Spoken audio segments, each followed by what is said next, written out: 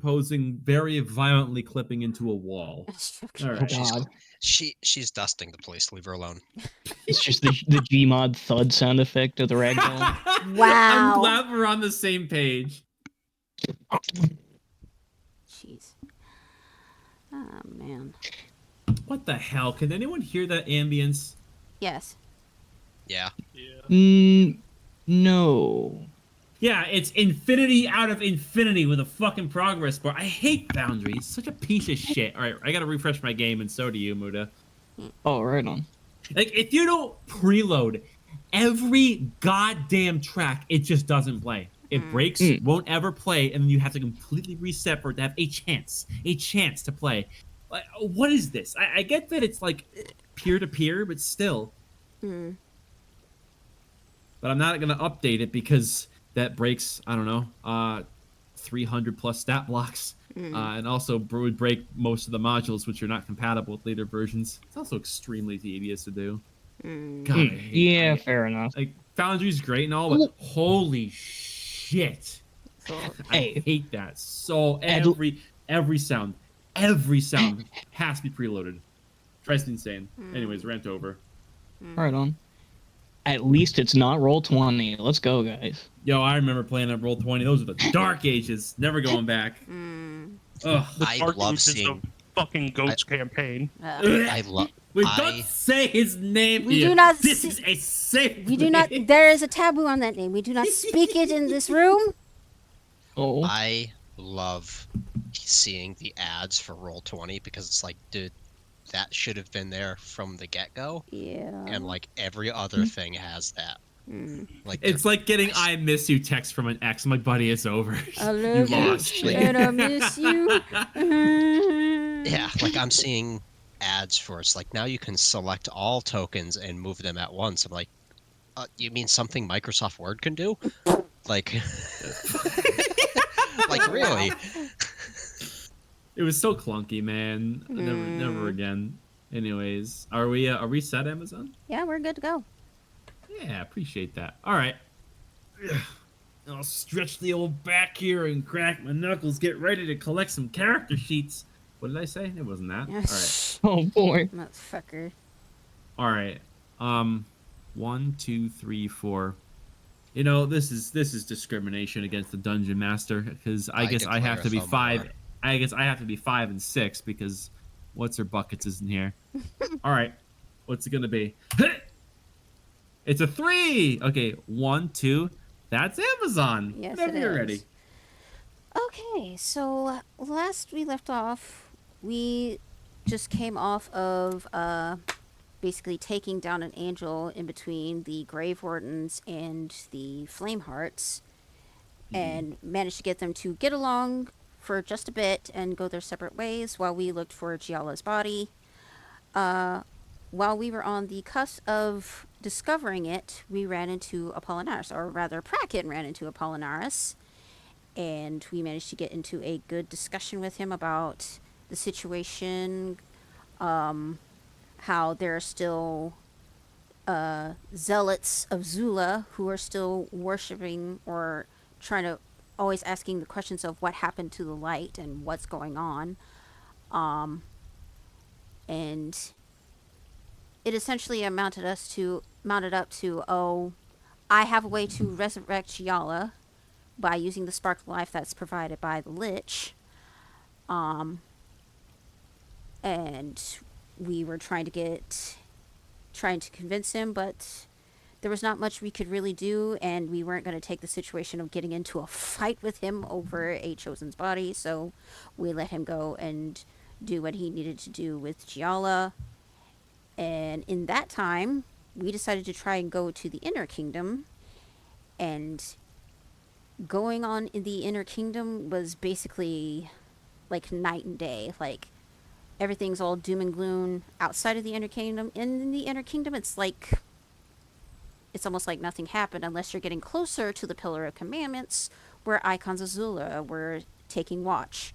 We did want to talk to Leonidas, but with the Icons of Zula being there and not us wanting to make a big entrance, Dagny kind of did a last-ditch effort and contacted her brother to see hey, see if they could get like an audience with Leonidas without causing a big stir, and they arranged to meet up at the Silverhide Estate. Nadira transported us there. At the estate, it was like the place was locked up as it was taken by the High Inquisition. Not sure why. Basically opened up the door, dispelled any magic that might have been on it. Searched the house, everything seemed to be intact, almost like people were leaving in a hurry, obviously. But upon going upstairs, Dagny nearly got caught in a snare and ran into Mr. Reed, who she hadn't seen since the siege of the city. Many questions were asked. Unfortunately, he could not answer them because of whatever arrangements he has with someone called the Benefactor. So the Hand of Helios decided to let him go with the stipulation that the Benefactor try to contact them within the next 24 hours if he is able. And after that, they decided to do a short rest, at which point Erithal cast Private Sanctum upon the residents to wait for Felix to arrive. Very nice. All right. I hope I preloaded this sound. Guess I did. Yep.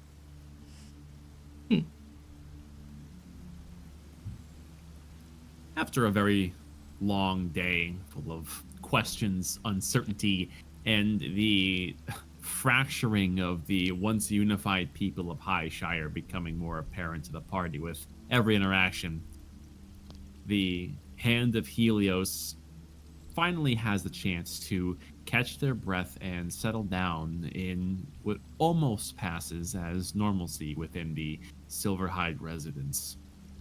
And thanks to the handiwork of Erithal, wielding the blade of his once deceased brother, a protective veil is enveloped over the house. And one thing to note, Erithal, as you take the time to cast the spell and you watch the shroud of Private Sanctum take effect, you can see that there's this nebulous, dark, misted wall that completely covers the entirety of the home. And you notice that as it expands to form and solidifies, blocking out all sight, sound, divination, and teleportation, you see that the green embers that are floating about through the air here, as they contact the edges of this Private Sanctum wall, you can see that they burst into these small little green eruptions of flame, as if magic infused with them is contesting the magic that has been established through this abjurational spell. There's definitely something that is being blocked thanks to your work, Erithal. Yeah, not surprised. I have a feeling that San Andrea knows we're here. More unlikely. Well. That's out loud. I mean, he probably knew from the jump, to be honest. Oh, for sure. The stuff doesn't like divination magic. I wonder if it acts like divination itself. Maybe.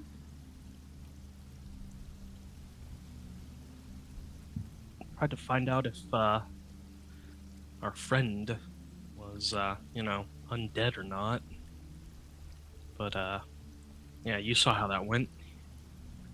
Green embers reacted violently. Is that what you were trying to do? Yes, I was trying to use magic to detect evil and good. Some sort of failsafe, it would seem. Okay, so now that there's no eyes on us, it's probably safe to speak our minds.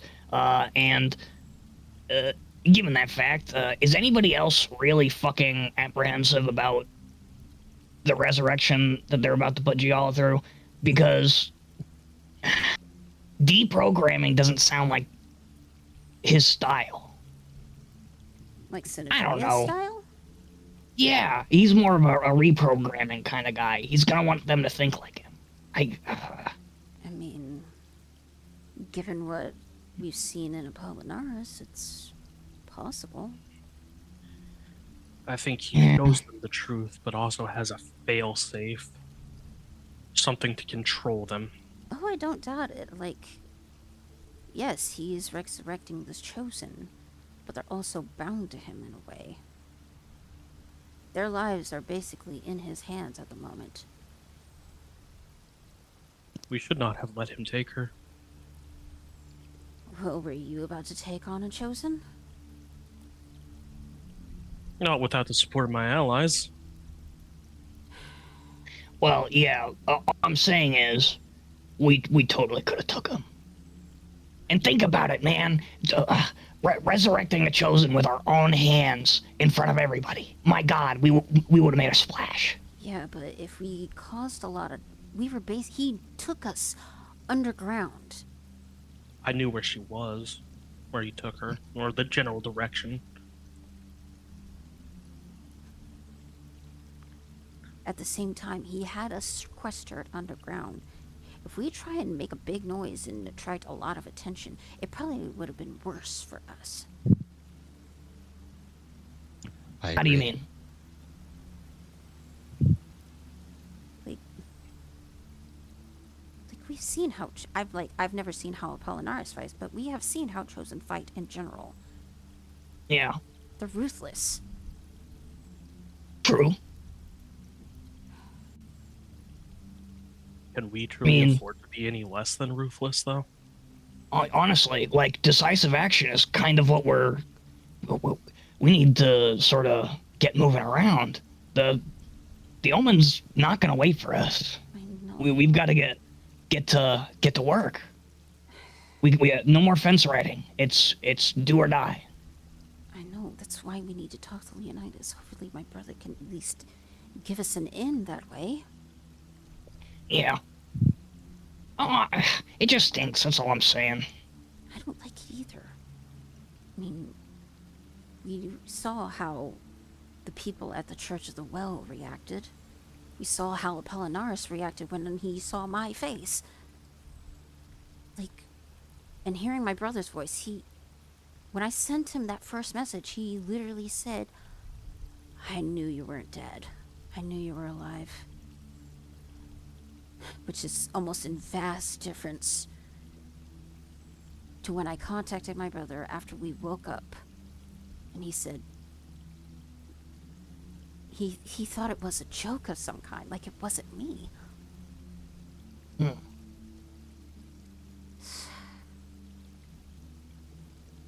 And it makes me wonder how if people see us again, what they're really gonna think. What did you say faction was he part of? Felix? Yeah. He's a part of the Shire Guard. Yeah, but the Shire Guard seems a little, fractured at the moment. He means the that's a good point. The new split factions. We don't know, I don't think. That's why I need to talk to him. We don't know if he's part of the Zealots or if he's... I mean, he said he was helping do patrol. He said he was doing patrol with the with the Flamehearts, correct? When I talked to him first. With the Flamehearts, yeah. I may have mistakenly called them Emberhearts once or twice, but yeah. Canonically, you've heard kind of both tossed around because they're a very new group. Yeah, no, when I contacted him, he said he was doing patrol with the Flamehearts. That was the group that Erethal's brother was like with, right? Yes.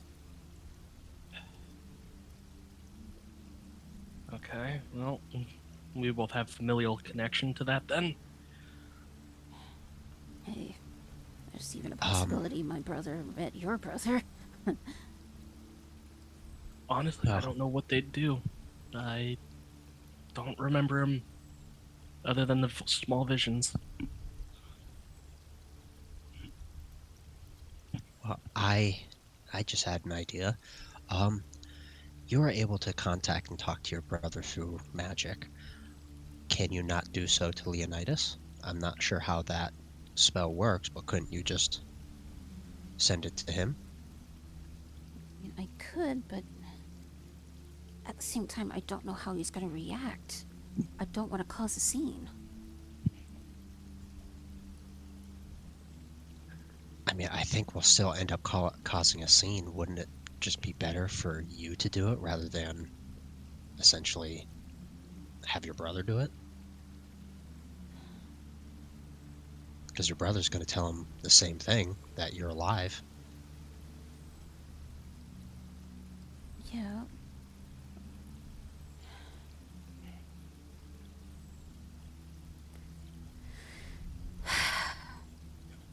Either way, the Flame Hearts know that we're alive. I mean, They've seen our faces. They've seen us fight. if anything, I'm word's probably sure- going to spread around fast. I'm sure the Lich already knows. He probably sees through all of his weird undead plant things that he's got everywhere. Mhm. And not even counting if the Flame Hearts told him, which they probably did. I mean, I confirmed it with one of them, so if anything, Sadrius will definitely find out. I mean, Apollinaris is going to talk to Sadrius. They wonder.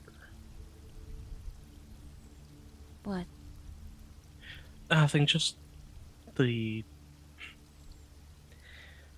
green spore-like things. Mm-hmm. Trying to make sense of what they are. They're magical in nature, obviously. I just really wish we had some more information on this stuff. Well, I'm not sure how necromantic magic really works, but could it also...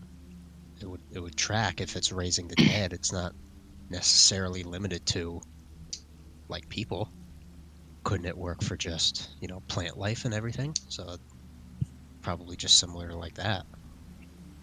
I mean, it is a veil of some kind. It doesn't extend very far. We didn't see it anywhere near the Church of the Well. That's what makes me think it's something like the spell that I just cast. Except larger Much greater radius and more scale, powerful. yeah. It would make sense. Imagine that stillborn moon amplifies his power a bit. Whatever it is. He has centuries of information compared to us. But your spell only allows who you deem like worthy or whatever to enter. You only allow certain people in. This one, no. Anyone can enter this one. Okay. Yeah, I believe Okay. it, Yeah. No, that would make The sense. only then. thing that can't pass through is sight and sound. Mm. They come in here, they can see fine, but they can't see through windows or loose floorboards or doors. Fair enough. Speaking of which, do we have any type of plan to try to talk to your brother about just all this? Other than just blurt it all out to him. We should probably have a few I mean, talking points. I want to get a sense of if he saw anything after the pillar went dark. What happened after that?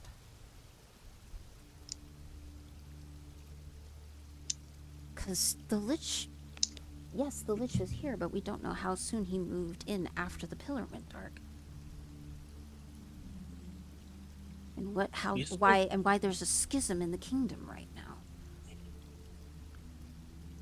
The thing is, we don't know where that extra energy that Dakota couldn't absorb went. I remember being able to temporarily stop her, so some of that power slipped out. So maybe it dissipated, maybe it went somewhere. I'm curious on that. Wouldn't some of that power be what all of us have right now? It is. No, we fell directly into the well. I'm talking about the energy that was coming out of it during the fight. Um, oh, this is kind of a far-fetched idea. Hmm.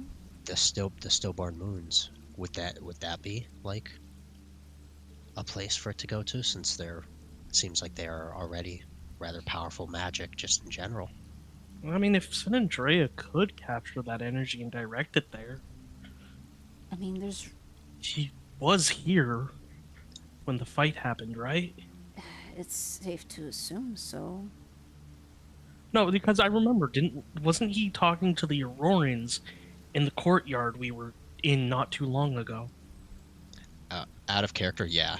You had like a whole conversation. I think we all like stepped in and intervened on. I forgot. I fucking blocked that out, honestly. San Andrea was in Highshire when that all happened. So there is a possibility that maybe he captured some of it. I don't know. It would make sense with all this Well, green spore shit. here's what I think happened based on kind of what we've seen and heard so far. We bust a seal. Us and the Angel plummet to you know where. Mm-hmm. The Aurorans immediately fucking withdraw because why would they stay? At that point, everyone who is still left alive is sort of sitting there with their dicks in their hands, and they're looking for without the guiding light. There's need for some sort of protection against well, he sort of gestures vaguely towards the window. All that shit out there. Mm-hmm. Seeing no better option, they sort of came to this conclusion.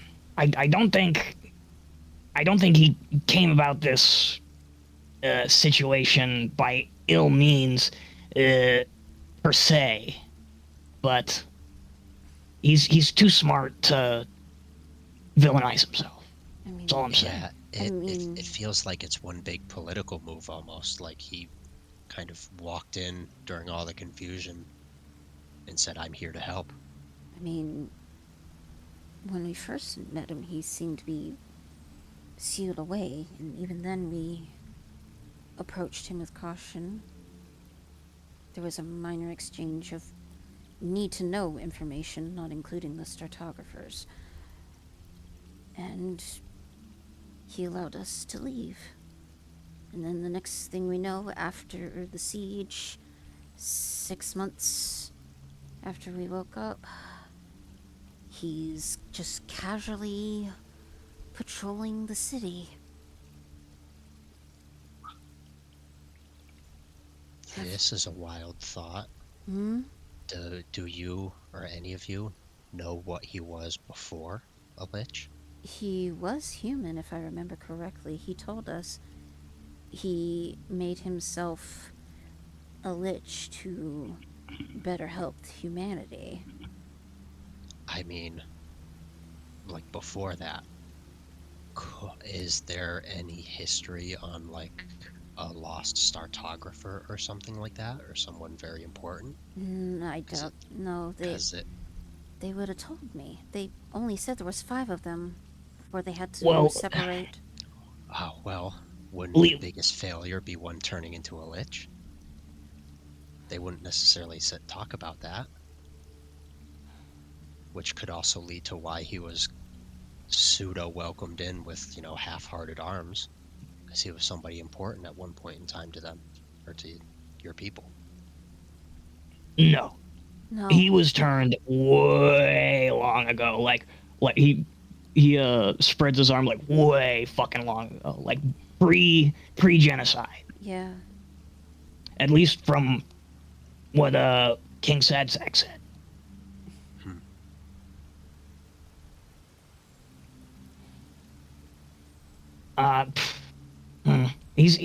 I do believe he wants to help humanity. I'm just kind of apprehensive as to what that looks like. Yeah, he may after that's, spending centuries in his crazy wizard cave. that's what I'm saying. Like, yes, he is helping humanity, but I can't help but think that there's ill intent behind it. I mean, so far we're not seeing evidence of the contrary besides all the tales we hear of Apollinaris and Synedreus working with Flamehearts and then having access to the spark of life, which seems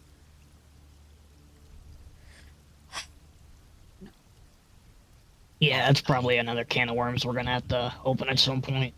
I I feel we should treat him as a tentative ally for the time being, because the way that it sounds is he's trying to play, like, not just the long con, but the really long con.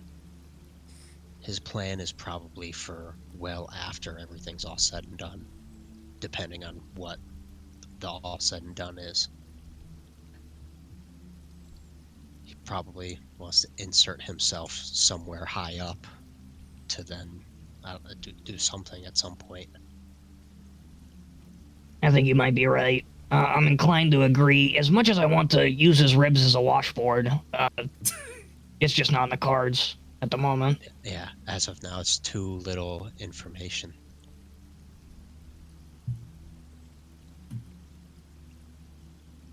with all the things I should have read up on. Why did I have to just go lenient on learning about liches? Never thought I would encounter one at one point. Hey, The screen got dark. It's nighttime. Yeah. Okay. It was like last dwindling dusk by the time you settled in. Yeah, I think once the night has settled in, Dagny is gonna keep watch out the window for anybody who's incoming. The fog out the window. Yeah, you go ahead and take a look out the window, and a good maybe 15 feet onto the front lawn, you see there is a heavy shroud, the handiwork of Erythal, preventing any sight or sound from getting in or out.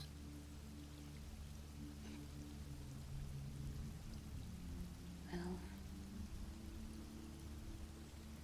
I mean, I understand that it blocks like sight and sound, but does the barrier give like any indication that someone is outside? I don't believe so. No, they would need to pass through completely. Yeah, I think Okay. it's the holy one that he used on the wreckage of the ship that like does a ding dong. Like, Oh yeah, knock Temple on of it, the whatever. Gods is the Yeah. Okay. So, Yeah, this is essentially a giant magical privacy screen. Okay. Yeah, if I were to cast Temple of the Gods, everyone in the city would see it. Right. Oh yeah, because it's like a big glowing, It's Yeah. huge ass Parthenon. Seriously. It's a Yeah. statement. Okay. And ready for my arrival, High Shire. oh shit. Yes. Why are you taking the gloves off? Let me see how long this lasts, even if I have another 4th level. How long does Arcane Eye last? I still think it's An funny hour, that I think? Erythal An hour. does still have not that gonna bother fucking scar from the beginning of Act 2 when we were underground in the Mhm. mine shaft. Hmm. The fucking holy symbol. Oy vey. Mm. It's a statement to be sure. As you guys begin to take a load off, as conversation dwindles down and you collect your thoughts, Dagny, with your passive perception, taking time to sit down and take a few curious steps around the place, just taking in the memories of home. One thing that does pique your interest is you check upstairs to the area for which Sir Reed had positioned himself. He was seemingly rummaging around within your parents' bedroom, particularly through storage for which you know some of your mother's old things had once resided. And you can see that a lot of it has been went through very thoroughly, and there's definitely not as many things there as there once was. Considering that there is an inquisitorial seizure on the house, you're not sure if this is Sir Reed who was making his way through things, or if it was perhaps the Inquisition that had their way first.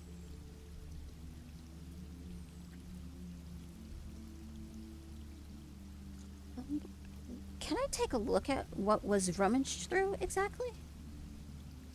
You go ahead and open up some of the old boxes, the things that your father had tucked away very lovingly. And a lot of this stuff is old instruments, research notes, recountances from things that had been worked on, tweaked. There were some collaborative efforts that had taken place with other wizards and mages throughout the kingdom. It seems like she had a hand in a pretty wide variety of different practices. What practices exactly besides magic? You look around and see that she has a great deal of information that has been collaborated upon. Um, Looks like topography of the local area immediately surrounding Highshire and geographic data, stuff that's historical that predates Highshire, on what land formations, and particularly that of Heliostone, was comprised of beyond the valley, things that are no longer within eye shot from the walls of the kingdom. It seems she was curious about the landscape. Is there any signs that she was intending to make a map of some kind? Why don't you roll investigation as you dig deeper? 18. You look around, and there really isn't too much in the way of a map. There are some papers that do give a synopsis of a number of different collections of work, or countenances of large spires that had shot up into the sky, which, as they are described, you do recognize the description as Pillar Zero. And there's a few eyewitness reports of what it was like, up to the point of genocide, when human eyes stopped observing it due to certain events. Pillar Zero. Pillar Zero. That's where we found Cobweb, right? Cobweb and Vishanti? Yes, that is when Cobweb and Vishanti had first appeared through a teleportation incident where you had wandered into the spire in the company of Rin and found an abyssolith that had been left in stasis of sorts. I mean, in her writings, does it seem like the abyssolith was active then? There are no recountances of any creatures associated with the pillar itself. If there was anyone that went inside, none of that information seems to be here. Okay, when we were at Pillar Zero, it was a massive desert, and we were seeing that moisture was basically being drawn into the pillar. Yes, as you recall, the pillar had been configured by what you can best recall to be the work of a startographer, to accumulate lifeblood energy, to essentially sap it out of the local area and concentrate it for whatever purpose they saw fit. Does that seem like that observation is reflected in her writing at all, or is this like before the reconfiguration of the pillar? Going off your check, 18, it doesn't seem like this is anything super critical, but she definitely took an interest to how the Heliostone structure was able to be manipulated.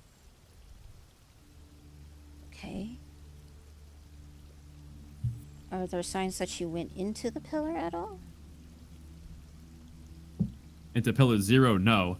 She, ideally in life, as you know, never left the kingdom. Okay.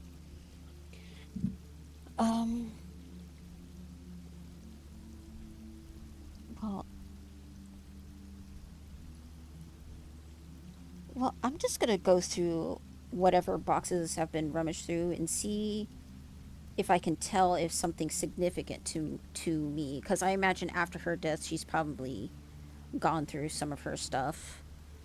See if anything that I can remember was taken away. you go through and try to dig deeper into what is still present within her findings, and you find that there is frustratingly little of note. There's a few instruments that are measurement tools, both for energy as well as looking into certain materials, historical or countenances for figures of significance um, prior to the genocide, which these parchments are particularly old. You think they're hard to come across. You dig down to near the bottom and you are rummaging around some still rolled up parchment and some unused quills, and there's a metallic clunk, and you look over to see that there's a pair of reading glasses that have been dislodged from wherever they were kept. You imagine these were hers. But anything further that gives anything of note to give insight to her work and the goals, you come up empty handed. You're not sure if your mother was particularly tight to chest or if the Inquisition or Sir Reed simply had their revelations and took what they wanted before you did. You said a pair of reading glasses fell out? Yes. I would like to examine the reading glasses, like seeing if they're just ordinary, if there's anything to them or to them.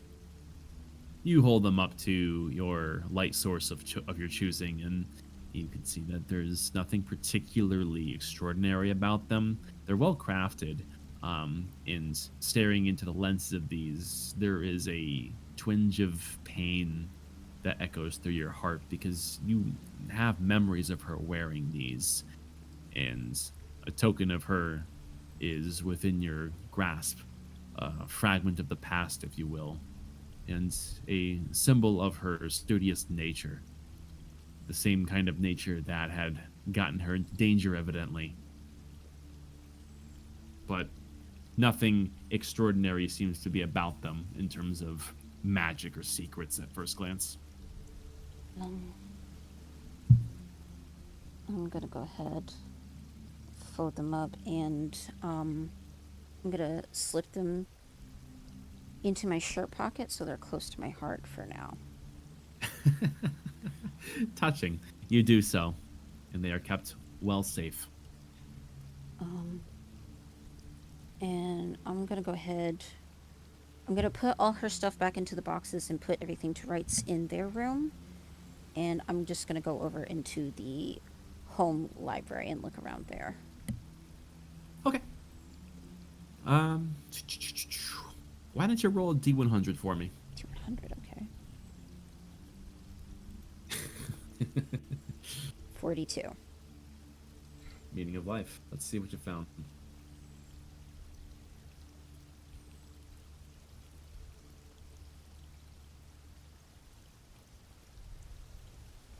Huh. Interesting. You go through a few nondescript tomes and look at one that seemingly had been somewhat recently taken to interest, one that rests on a end table. As you can see, the empty spot for which it had been drawn from the shelf. It reads, An Almanac of Practical Mortis. This is an exhaustive collection of tables detailing how corpses decompose under various circumstances, along with an appendix that explains, step by step, how to remove maggots, close large wounds, and reset broken bones. There's bits of paper with names such as Auntie Milla and Bertrand that are attached by weak adhesive to some of the pages. Practical Mortis. So this is a... Fuck, what is the word? Book of the Dead type thing. Mortuary. Mortuary. Yeah. It's more like a mortician. Like a there you go. book. That's the word I was looking for. It's a mortician's book. Oh. You know what? I'm gonna just take a shot in the dark here. Is there anything in this book that says what would cause a body to not decompose? Looking through, you can see that there are several magical mentions of this. It seems to be somewhat of a departure from the original works, as a lot of this appears to be more practical and for the magically inert. However, when it comes to what it labels as warning signs of malpractice, you do see that there is something of a gray area mentioned for a cantrip called Gentle Repose. Mm-hmm. I think that's the right one. Yeah. And there are a listing of several preservative chemicals that are a combination of different botanical ingredients that are noted to slow decomposition when holding on to bodies for extended periods of time. This typically is in reference to medical work,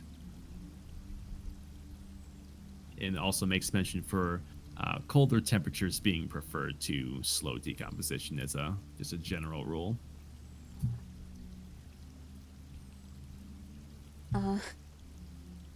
I'm going to set the book down for a second, and I'm going to reach into the bag of holding and pull out the head of the venerator. Oh shit! How You is the head looking? you pull out the head, and before you're even met with the grisly sight of the severed head, you are met with a terrible odor of rotting flesh. Taking a look at this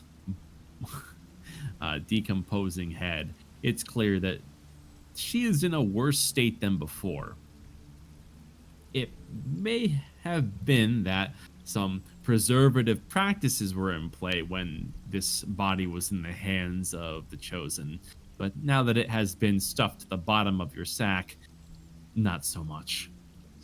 There's this foul leakage of residual bodily fluid that come out of the stump end of the neck and some dribble out of the mouth. And the eyes have gone a milky shade. Well, the light of Zula has definitely left you, huh? Fuck. I suppose. Rest in piss, bozo. Rest in pepperonis. Yeah. I mean, seeing the head in its current state compared to when they you speak with Ted to talk to her a while back. Yeah.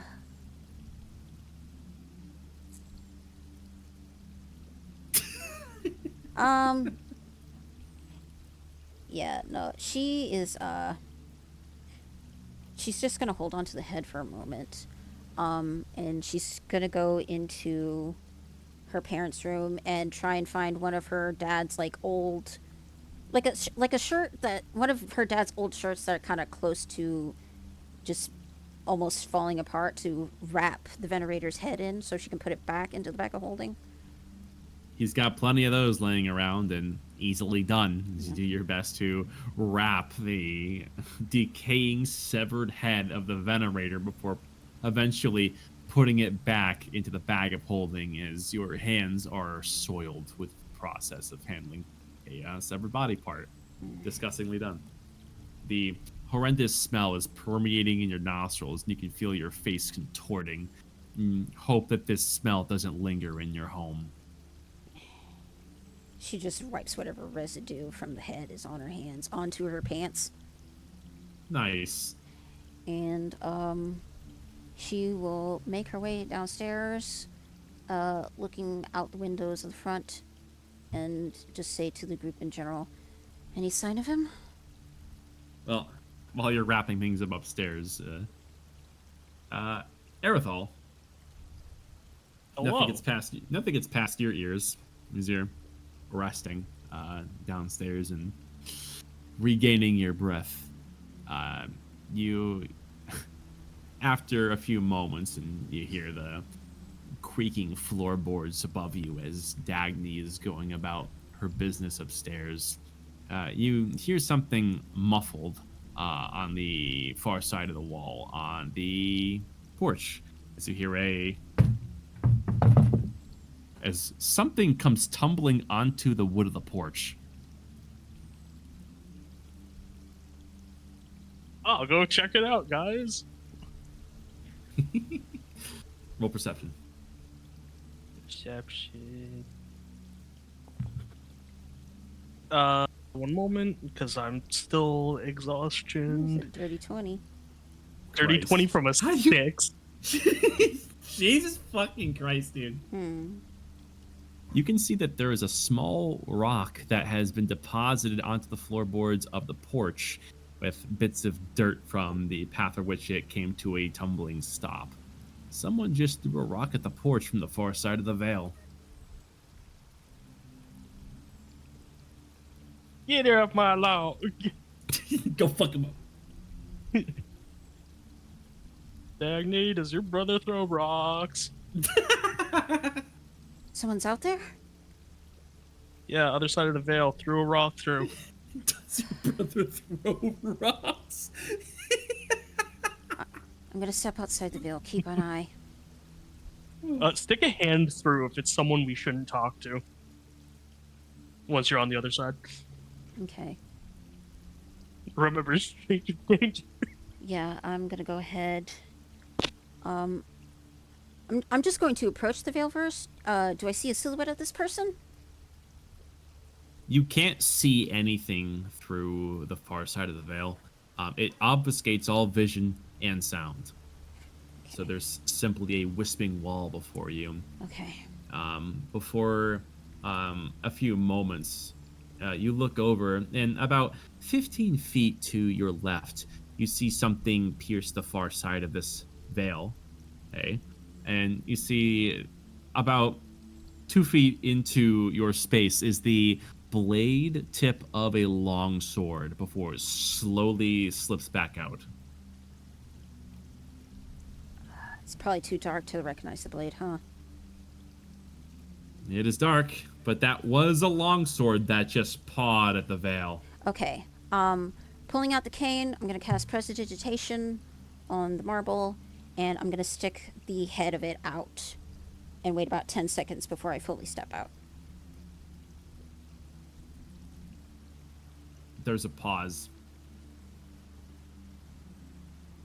And around the end of this 10-second period, as you're debating stepping out, you feel something on the far side grab onto your cane firmly and pull you to the far side.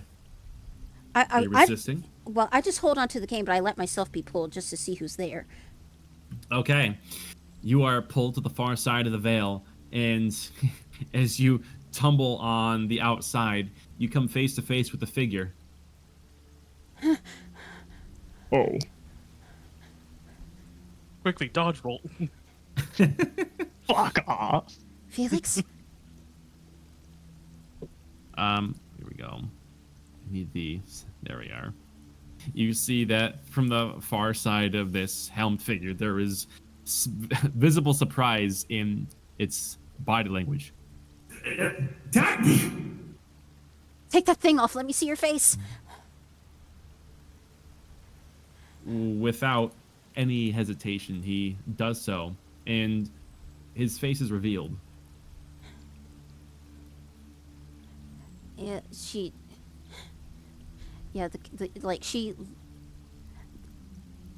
just instinctively the cane drops out of her hand and she just puts both hands on each side of his face and just looks at him.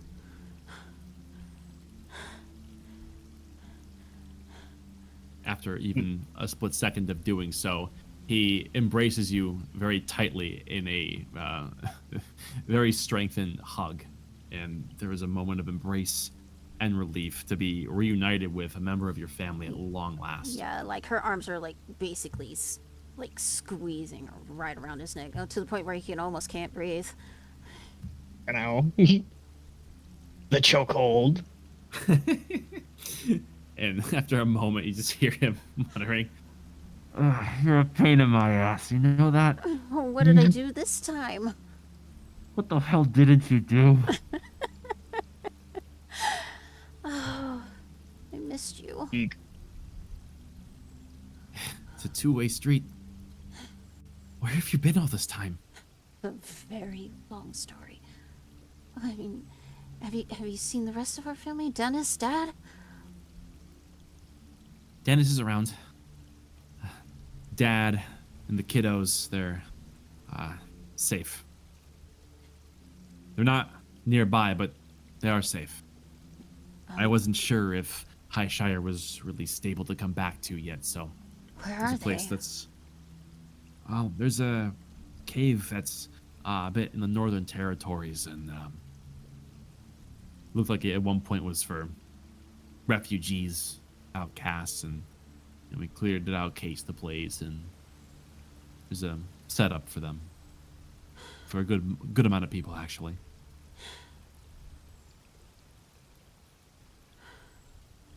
Come inside. Well, what the hell is this? Did you do this?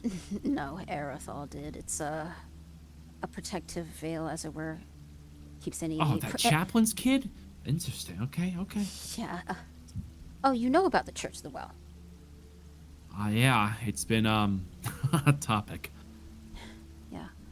But yeah, the veil, it keeps any eavesdropping ears and eyes from prying in. Come on. All right, well, And I'll go ahead, take his hand, and I'll pull him through the veil. was the damn chosen one. Okay. He comes through. So, And Oh, hi, Dagny. Oh, hi, Dagny's brother. everyone on the inside can see through the window that Felix has been brought in by Dagny. everyone, this is my brother, Felix. Felix, this is the rest of my troop. Arathol, Nadira, Lord Cobweb, and Praken. Rest of Patrol 26. Oh, wow. Yeah. Boy, do we have some explaining to do to you. But first, do you want to hear about our Lord and Savior Helios? Let's not jump the gun right now, my lord. An incredulous look befalls his face, and he kind of locks up for a moment. Go on. Yeah, okay, let's not jump the gun here right now. There is a lot to tell you, but right now I need to get a sense of what happened after the pillar went dark. What can you tell me? Also, I know What the hell do you mean? What after the pillar went dark? What happened with you? You were what everyone was writing on. You made it to the pillar, right? That's why the veil broke. Yeah. Okay, and then we heard a whole lot of commotion about an angel that showed up too.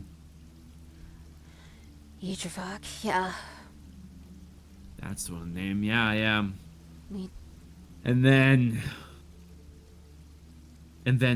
after a while there was this big explosion, and then everything just got quiet. Yeah, that's probably. And then they were all looking for you. The pillar was a bloodbath, but you weren't there. We never found any bodies, of course, but where did you go? You teleported? Before we go on with the explanation, we need to trust that this is in complete confidence. This information is dangerous, and if you tell literally anyone, it could spell disaster for the entirety of humanity. Oh my. Do you still want to know? Oh, no pressure. Thank you for that. Okay. Yeah, I'm just, dude. Like literally, if we tell you this, zip it. It's the safest thing for you and everyone else. Okay. I don't know how to approach this that you're saying here. What exactly do you expect to happen if everyone hears about what happened? Everyone wants to know that. Okay. Well, the thing is, we're eventually going to this is eventually going to get out. That's obvious. But The thing is, we have to control how that happens because under very specific circumstances, it could be disastrous. It is quite literally earth-shattering information, Felix. Yeah. Felix lowers his head and kind of looks on at you with these intense eyes and has a deep exhale. And you can tell that there's a lot that is running through his mind right now, and he's trying to find careful words. You know your brother, and careful words are not his strong suit, so this is particularly difficult for him. But eventually he pushes himself into a position. Okay, so if someone's putting a sword to my throat and asking me what happened to Patrol 26, are you telling me that it's better to be slit than to spill the beans? Well, no, I don't think Dagny would ask you to do that. No. I would, but just side eye that's what you're asking. That probably won't happen though. Listen, it's gonna be a non-issue. Just swear yourself to secrecy, and we'll tell you whatever you want to know. Are you wearing Commandment Honor Guard armor? It's a long story, sure Felix. am. Please focus. Yeah, well, that's part of the story. That's a freebie. But please. I gotta. I need to. Okay, so what master do you serve? Well, that's a real good question. I mean, we don't really serve anyone at the moment. Because it's complicated, man. Just swear yourself to... Dude, I want to tell you. You gotta believe me. I want to trust you. But I need some sort of verbal confirmation here, dude. Felix, please. This is really important.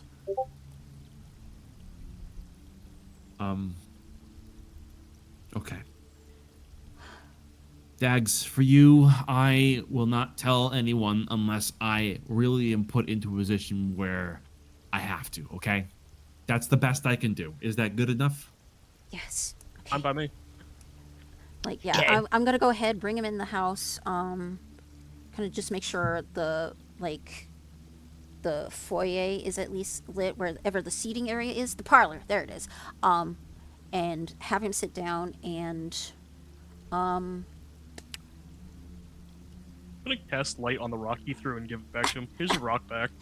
Aerithol, keep it. Okay.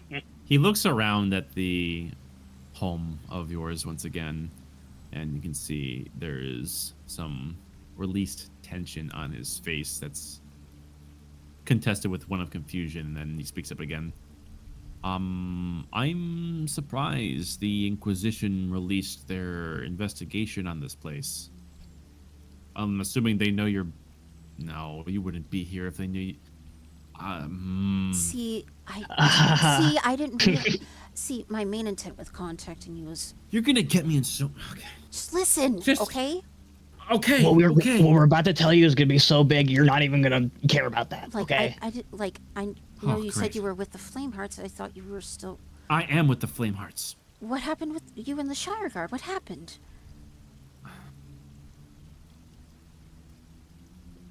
Lots happened since the pillar. Chosen are a mess. I don't know who's supposed to be giving orders to whom, okay?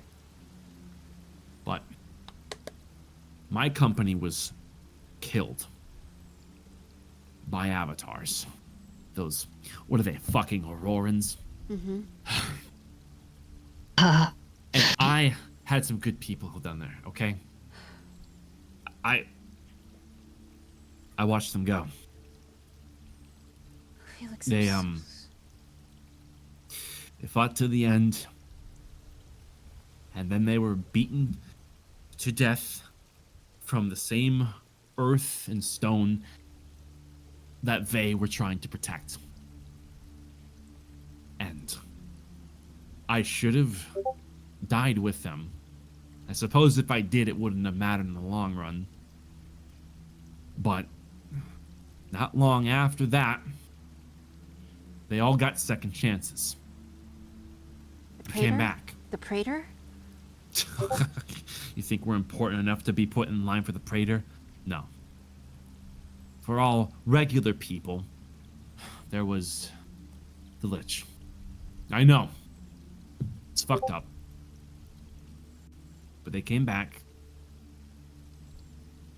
And they had a very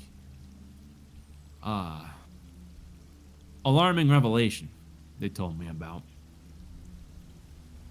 Things started to make sense, and Athelos was being such a prick. I need to ask you something about that. You were never raised from death, were you? You're asking if I died? No.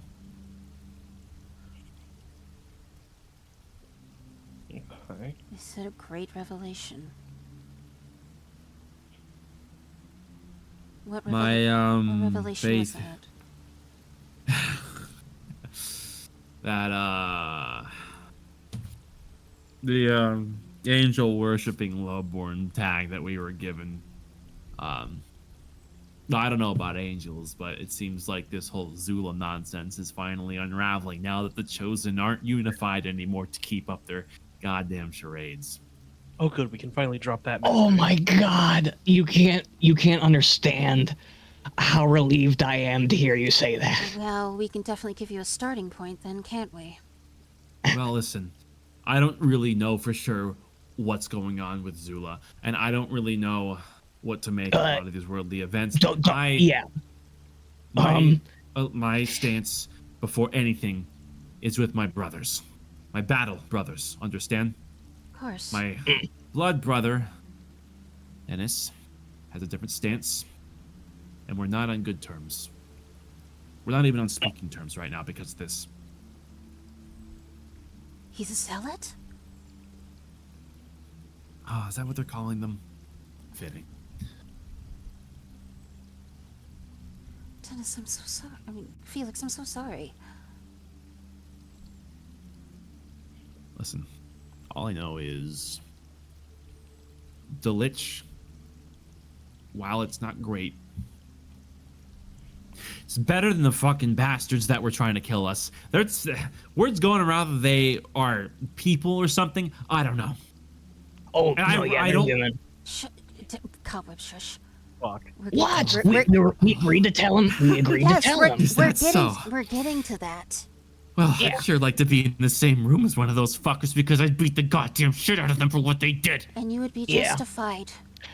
Well, here's the issue with that. We were, in fact, legitimately worshiping angels. Yeah. No. Zula is in fact a false idol, and it was just sort of another manifestation of the angel of death, who is going to reoccur in our story quite a bit.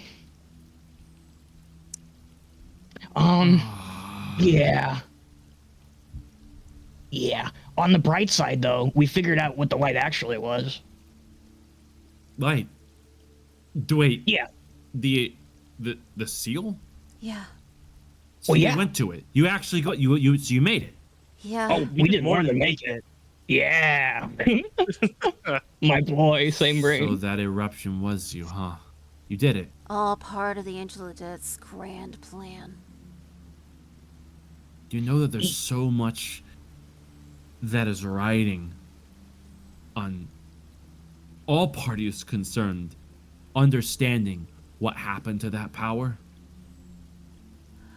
I will put The my kingdom's being picked apart. No stone is being left unturned. And so, okay, so you release this power.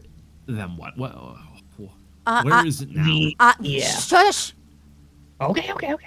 I'm just gonna look to the group, kind of give confirmation, and then I am going to put my hand over my heart and just allow the ascendant soul to shine its light dimly. You do so, and there is a brilliant shimmer that illuminates your chest, a golden semblance of radiance that bleeds from your skin and illuminates the room. And your brother is gobsmacked. Uh, what are you, sis? What the fuck is this? I'm still me. This is but a fraction of the power that was deep beyond that seal. It was either that or allow the Angel of Death to absorb it and become a god herself. Okay, let's put a pin on the Angel of Death for a second. Are you a god? No. Well, we are intrinsically linked to. Oh, that sort of ties around to what I was getting at earlier. Essentially, the entire planet is a god, and a gigantic god engine with bones of heliostone. Yeah, Dagny at this point has just got her face in her hand, listening to Cobweb say this. The whites of his eyes intensify, and his voice is reducing to a squeak. So, are you all gods? Well, no. We're not gods. We merely have ascended souls, Conduits, as it were. if anything. Yes. What the fuck is an ascendant soul? It's a different type of energy. Oh, right. How silly of me. Essentially, humanity is intrinsically linked to Helios. That's why we can pilot the Praetors. We don't know why it seems to care for us, but essentially,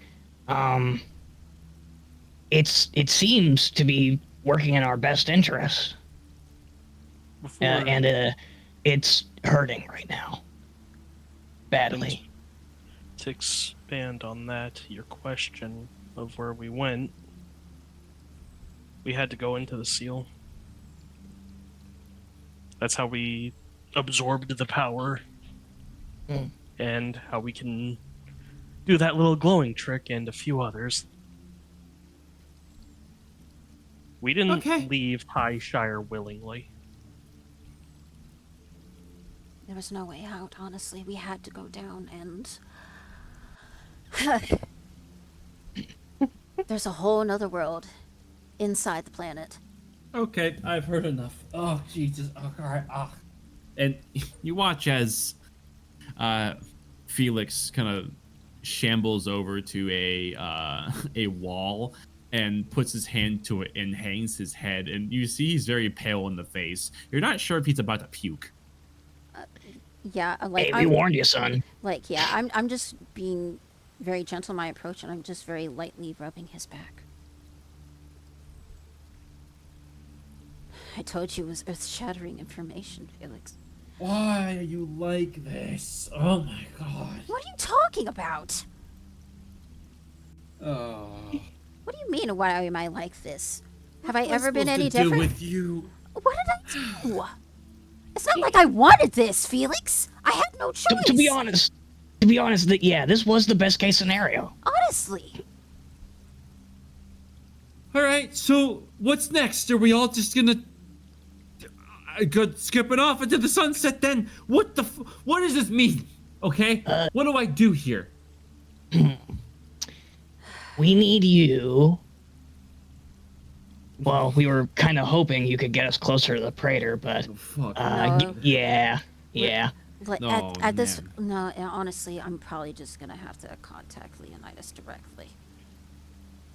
Oh, no. Don't go talking to them right now, okay? No? Why? What's going on? So, yeah, I was about to ask, how has the worship of Zula gotten... You said zealot was a good term. Please tell me they're not, like, executing people of other religions. Execute? Well, no. At least not any more than they already have been. That's neither here nor there. Look. The Chosen in the Pillar, the Chosen of the Blight, they're all looking for what happened. They're looking for Zula, for ascend, whatever they're looking for it, and you just have it in your chest. What is it, like your heart now? Don't answer. Okay. Soul, So, technically. oh, lovely. Okay, yeah, great. So Yeah. they're looking for that, all of them. And when they understand that they're gonna come for you. You see why we had to be quiet about this.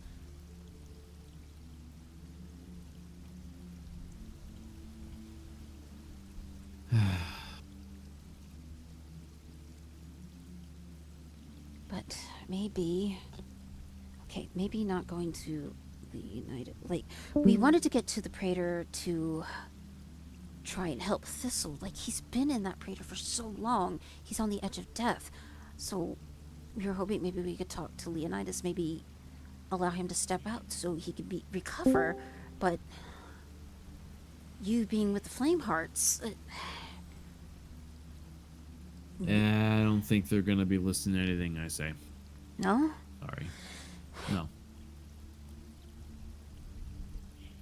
There's a reason that I want to meet here, because I'm, well, the Flame Hearts, someone's been killing a few of us, and I'm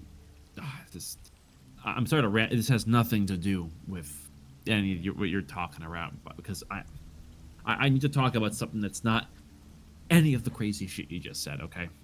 Okay. On an errand, because there are 3 Flame Hearts that have been killed, and I'm trying to find me. What was the word you used? The zealot that's doing that.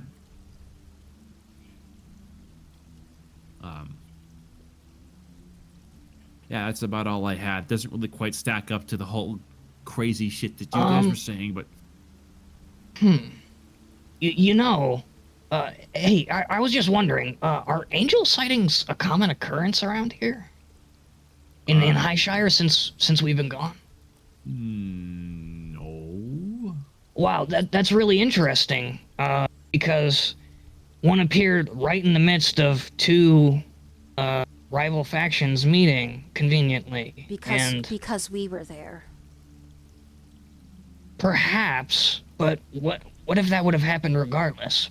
It would have killed all of them, and what would we be left to think? They killed each other. Exactly. We're being played against each other. They're intelligent? Obviously. Well, but who's leading them? Maybe acting on a greater imperative. It knows that we're trying to unite humanity. It's trying to stop us. Well, we already did that with 3 of them in the Omen. I think it... Well, whatever's leading them, it knows that we're onto them, and so in creating a schism in Highshire, it sacrifices the non-believers and further galvanizes the fucking clergy. Oh my god. He just puts his hand on his forehead. Oh fuck, we're in so deep now. We gotta quick. Fishing on the Flame Hearts. You know, them dying, God's wrath, whatever, makes the Flame Hearts paranoid that the Zealots are killing them. Is that what you're trying to put down? I mean... Cobweb? Yeah. Fuck. And it's only just been those 3 Flame Hearts that were killed recently? Have there been any other incidents? There's been plenty of incidents. We don't exactly play nice, but this is the one that I'm trying to deal with personally. You know, the squad mates that I was talking about, one of them was within that squad, and they I'm gonna avenge my battle brother again, and then I'm gonna bring them back To the spark of life. well, for those that have fallen, or those that have fully signed on to this, I don't even know what to call it, a spark of the iris is gift, ability. It's like becoming a cleric of Zula. I guess. I don't like how he looked at me for a moment there. Oh no, no. Yeah, we're still working on the holy text, but yeah. I don't think that would be necessary, Cobweb.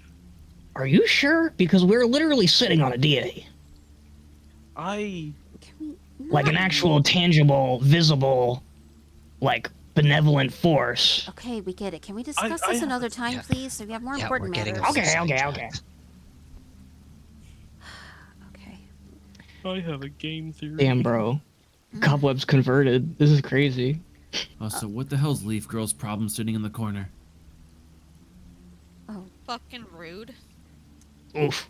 I am mid sandwich bite. I'm sorry. I just got home. Felix, please be nice. Never mind.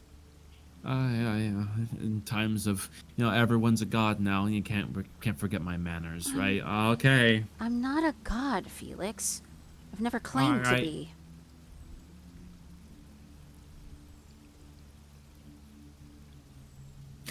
We are very much killable. Oh yeah. Is that right? Mhm. Don't say You that out fucking loud. tell me, and I'm gonna show him my neck wound.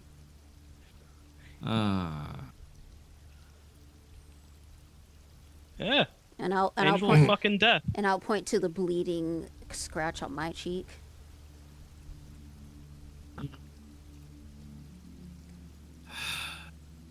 Man, it's good to be home. Yeah. Ain't it just grand? Oh, also, we can in fact use the Praetor now. We can interface with it freely. Which is all the more important that we try to unite humanity as a whole. Okay.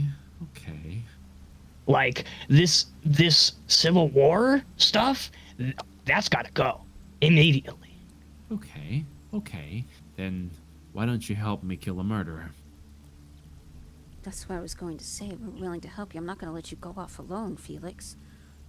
Yeah. Well, well. Even if I do die, it seems like death is only a temporary setback for the Flamehearts, so. But I won't say no to help from a bunch of not gods, so sure. I'll accept any I, god. I'm gonna go lay down for a little while and try not to throw up. Okay. One other thing. First, yeah. Are you familiar with a man named Sir Reed at all? What do you want with him? What did he do? You know him. Yeah. Well, when we came here, he happened to be in the house, as it were. Asshole. He didn't seem to be squatting for... I mean, it doesn't seem like they were squatting at all. He was here long enough to put a snare up and some sort of... I'm guessing an alarm spell on the door, but, Did he No, the Inquisition style is putting up magical wards, but something like a snare seems more like his forte. I remember him having dealings with Mother. I've been meaning to talk to him about it, but apparently he has some sort of binding contract with someone called the Benefactor? I wouldn't know about I think we might be overloading him. Go lay down for a bit. Digest this. There's more. Great. Try not to throw up. Looking forward to it. Oh. Alright. I think that went well. I'm gonna smack the back of Cobweb's head. Ow. Okay. Coming on a little strong, huh, bud? I figured we ripped the Band-Aid off. Come on. Ripping the Band-Aid off is how you get that, as I gesture towards my brother going up the stairs. Listen, he was already halfway to figuring out that Zula was, I think I can hear. and yeah, maybe I sprinkled a little extra in there, but I figured, you'd want him to know. I tried to go with the gentle approach. Treat him as delicately Okay, as okay, possible. But you coming in like a damn bull at a china shop, just ramming through with all the important shit, Cobweb. That Every is- time I'm with sorry. you, man. Fuck. Every time. That's kind of cobweb, though. Listen, yeah, you're asking for subtlety from like a chainsaw. I can't do anything. Can you at least try the next time? Okay, I'll put a little guile on it. That's fine. Thank you. I have a theory about the whole Zula thing. Hmm? What if the teachings of Zula are somewhat correct? It's just the image and what Zula was intercepted by the Angel of Death. I mean, I always thought that Zula and the Angel and Death were one and the same. Why else would they come to the conclusion of angel worshipping lowborn? Yes, the imagery and ideology, blah, blah, blah, whatever, but I don't know if the idea of, hey, your religion's completely false, here's our religion that's actually real, is really going to be that much of a comfort to a Civil War people as, hey, your religion was manipulated by an angel to benefit their purposes. This is what the true deity is. I mean, I don't think we should mention any type of true deity or anything. Or because then that's yeah. that'll kind of stir the pot in the wrong direction. But you get what I'm trying to point. Are we just never going to tell these guys who, you know, like, what's our plan long term? They've got to know at some point. They do, but ripping off the Band-Aid could, especially after we've been gone for so long, and if we come out with the story of, I wasn't gonna say anything about all that, of course not, but fucking, I don't know. You know, the longer we wait, the more certain the zealots are going to be, and the more alienated. I mean, I get what both you're saying. We can rip off the Band-Aid, so to speak, about the false religion or whatever, but we can't. We need to give them something else to believe in. Exactly. I don't think we should immediately start throwing it down their throat. I mean, we can tiptoe and lead them to it, but I don't think we should immediately just, force it on them. That's what I was trying to do. I just don't know how to go about it. Yeah. Kind of. Well, unfortunately, and sorry to say this, but we kind of have the first, I don't want to call him a test dummy, but we have the first test right in the other room. Yeah, that really went well. I think it would have gone better if we're not going to harp on the subject. Anyways. Well, I mean, information overload with a bunch of other stuff, but at least the religion thing, he's sort of already not on the right track, but on a track. He was open to the idea. Yeah. Yeah. He was. That's why I asked him if he was ever raised. I can't get the feeling out of my head that Sin Andrea is using his power when he resurrects people to kind of guide their mind. We need them to come to this solution, the solution to all this on their own rather than force it upon them. Yeah. Well, I also kind of hate to say this, but I think, Dagny, I think you should keep an eye on your brother, because there's nothing stopping him from just leaving here and immediately booking it, especially with all this information overload. Yeah. I know he promised, but this is a lot that he's taking in. Yeah.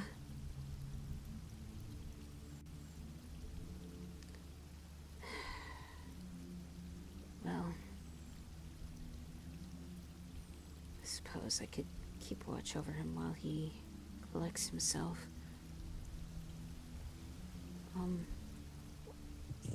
Well, it's nighttime now, so if we wanted to sneak anywhere, we might have some better luck. Yeah, I don't expect him to be laying down for long. He probably wants to use whatever darkness he has at the moment, so.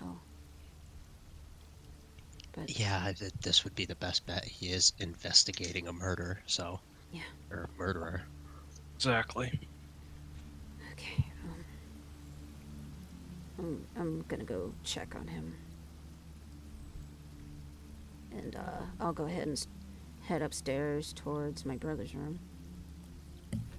You do so as you make your way back up the stairs and go to the far corridor where your brother's old room lay to see the door is closed. I'll just go ahead and give a very gentle.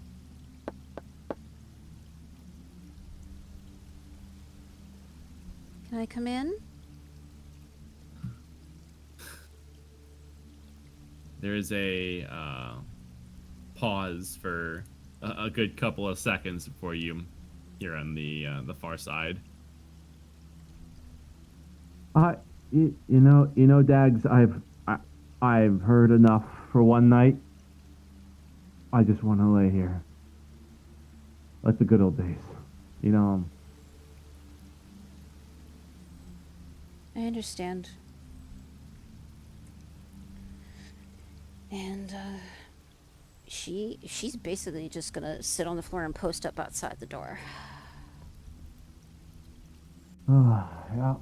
They're just handing out God powers now. When can I get some? Love me. Oh, the poor guy.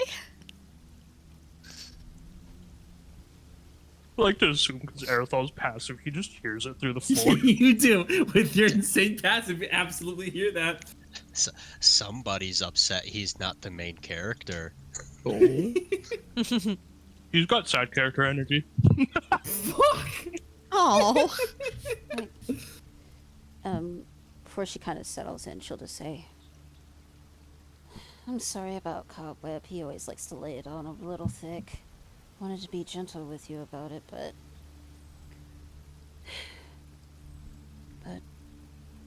now you know why I've been gone for so long.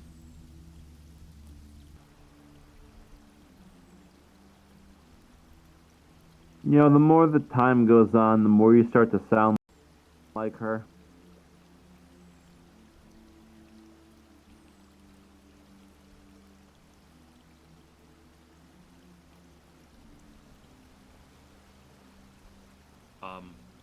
They ran away. You could Amazon? Oh, what? Hello? Oh, I thought you said. Yeah. Yeah, That's you're why. good. Yeah. Oh, I thought they That's fell why I got all off. weirdly echoey and everything. Yeah. What did you hear? Oh, alright. Yeah. You call out to this closed door, and eventually you do hear a call from the far side. You know, the more time goes on, the more you start to sound like her.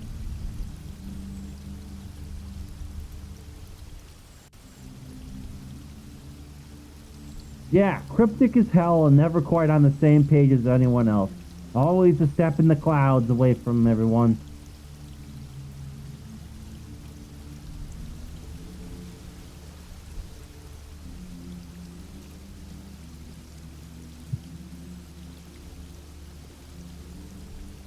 It is.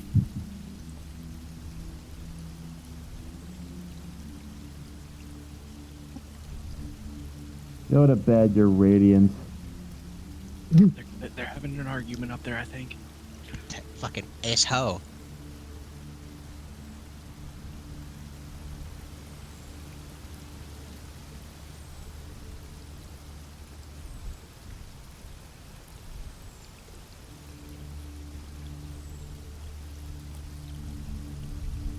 Yeah, great. All right, sounds like a plan. Thank you. Great. Oh.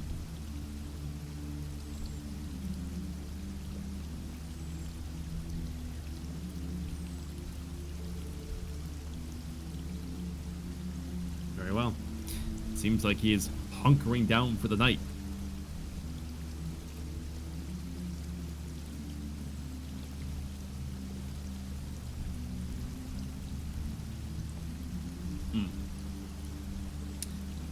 For the remaining time that everyone has here, is there anything else that anyone would like to do?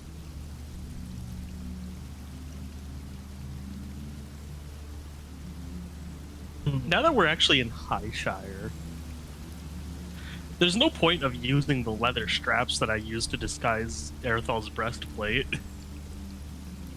No. Not necessarily. Wait, what? Well, I mean, with the zealots and the fire guys and everything, it would probably be good for you to keep them covered. Now, mind you, that is the symbol of Highshire, not necessarily the symbol of Zula. Zula would be your holy symbol. Yeah, which branded onto my hand. Yes. Oh, just wear gloves, you'll be fine. Well, yeah, he is. Oh, there you go.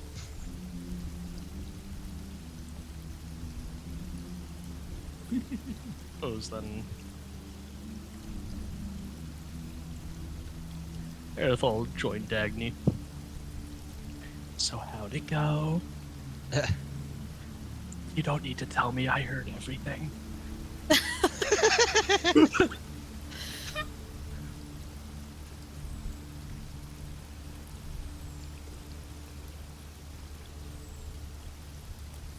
Yeah.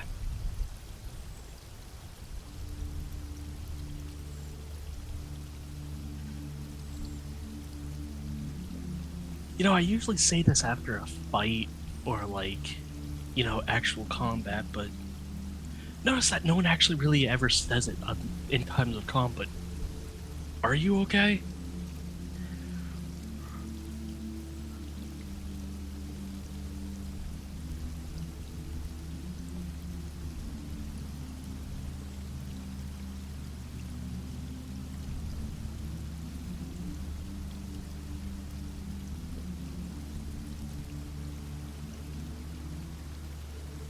Like the whole weight of the world on your shoulders?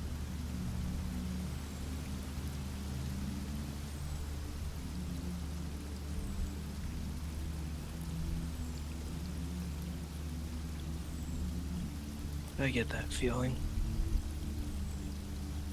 After the whole finding out Zula wasn't what they were thing. That was overwhelming.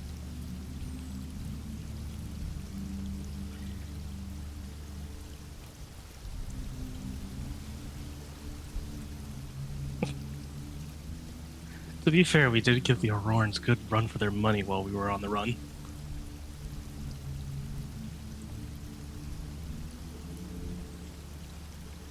Oh my god, so was that? Just... Rex and Deer, yeah, they can hide in pretty good spots. Cobweb, he's... Don't tell anyone I said that, but he's small. He can get into spots we can't get to. What did you say? Only other place we really had to hide was the... I forget what they're called. Silo. Silo, yes. Why was that word escaping me? Whatever.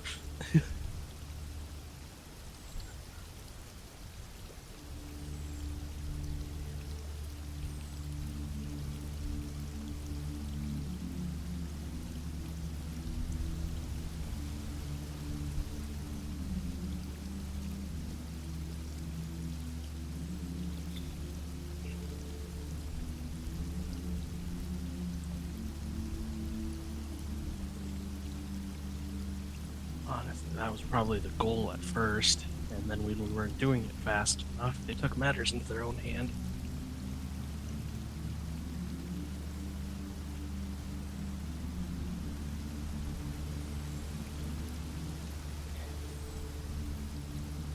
I'm sure we'll figure this out, though.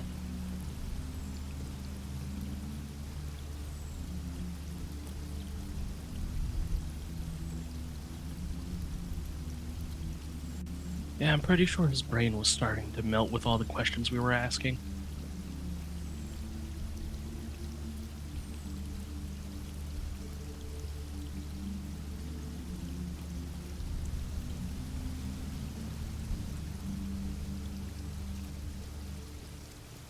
Possibly something with the power to do that just from the deal alone. Gotta be something powerful.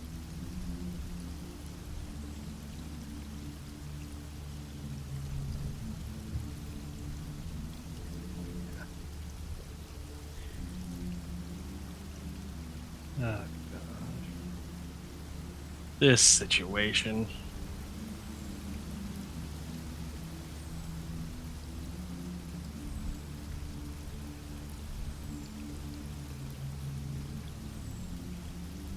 Was it Reed or the Inquisition? Because we knew they were through here once.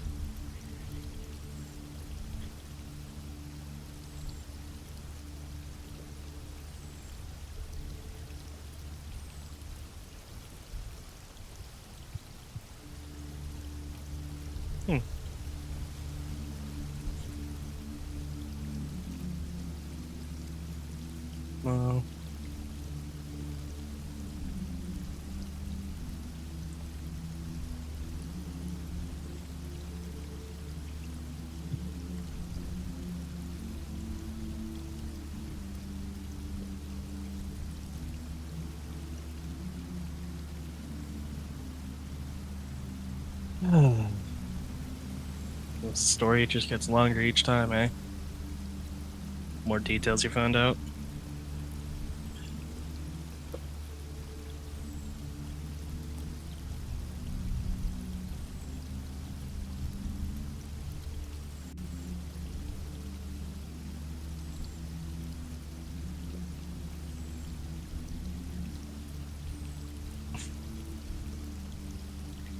That's a unique interrogation method.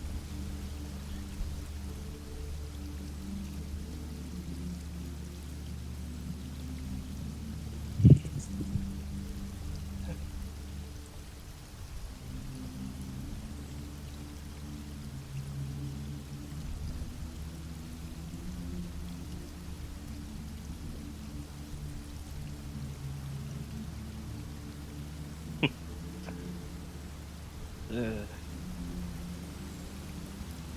think that's interesting story, bringing up the cartographers. Remember when they came around, when I was way younger.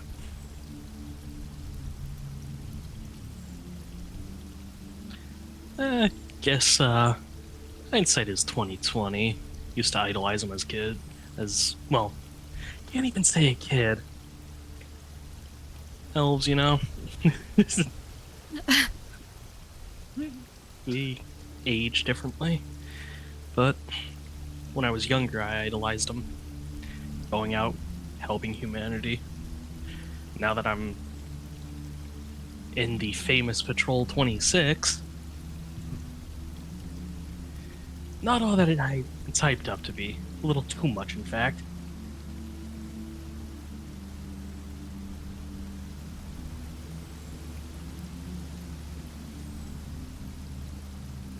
Can't say that I ever thought I would be. To be fair, I never thought I'd be staring down the Angel of Death, obtaining godlike power. Hell, before I found you guys, I don't think I even think I would have been able to find you guys. It's been a long ride with so many twists and turns that I kind of feel whiplash thinking about it.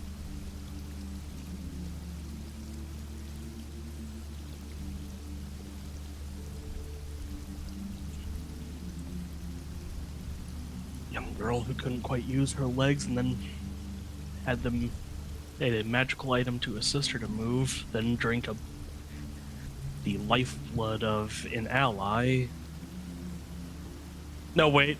Did you ever tell Earthall that? I want to make sure I'm saying things that he actually knows. I think so. Okay. That's highly unsanitary. Can't say I drink blood, but finding the cartographer, the startographers. There we go. Coming back to Highshire, surviving that siege, getting captured by an angel and put into stasis, fighting with said angel under the disguise of another person. That's where our stories start to align with one another, at least as far as I'm aware.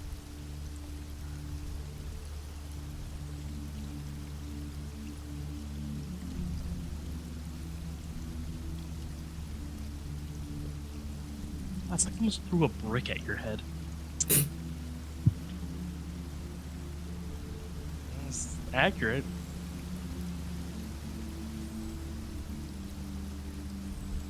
Still, though,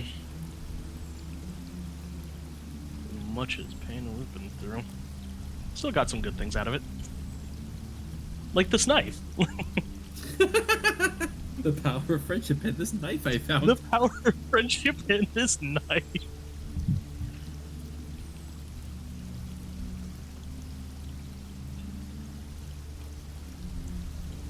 I did kind of back in the don't tell anyone I said this, but back in the siege of Highshire when we were taking it back on the street to the Vale, when you went down, I genuinely thought you were going to die for a moment.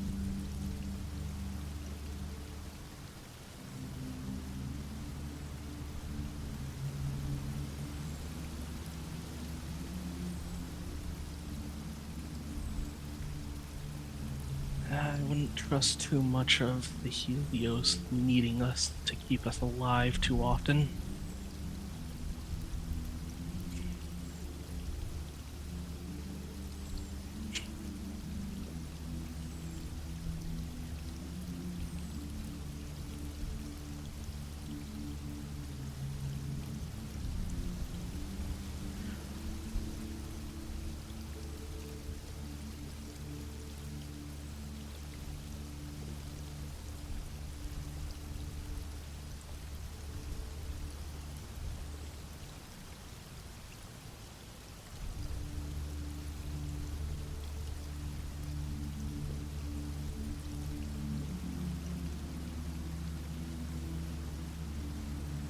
I'm sure we have a few tools that I had that would have helped you get back up. Still, though, I don't think I'm quite comfortable with seeing a powerful wizard like yourself. Don't tell anyone I said that. Dead in the streets of Highshire. Do liches count, technically? Yeah. Though I'm sure when the time comes, we may find a way to take him down a peg. If our suspicions are right, and he is more of a threat than help to humanity.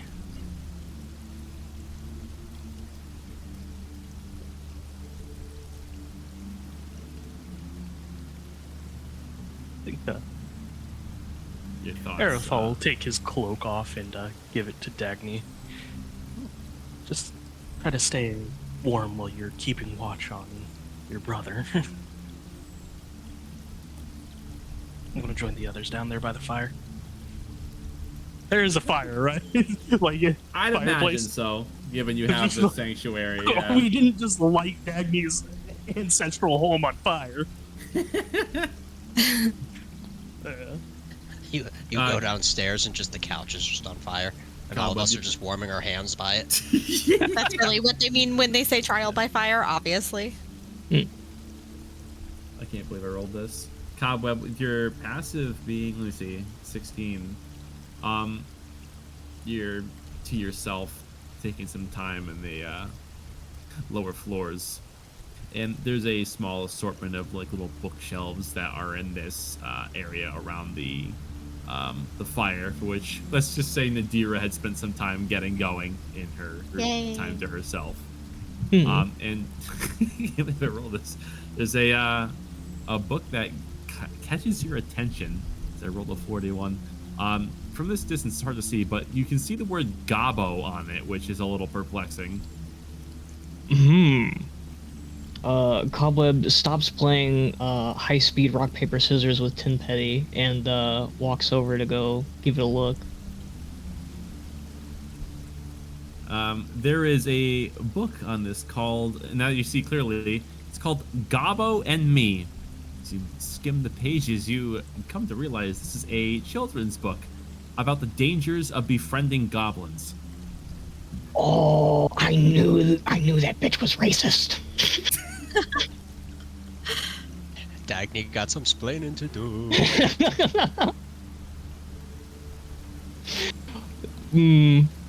It's a children's book in the house you grew up in.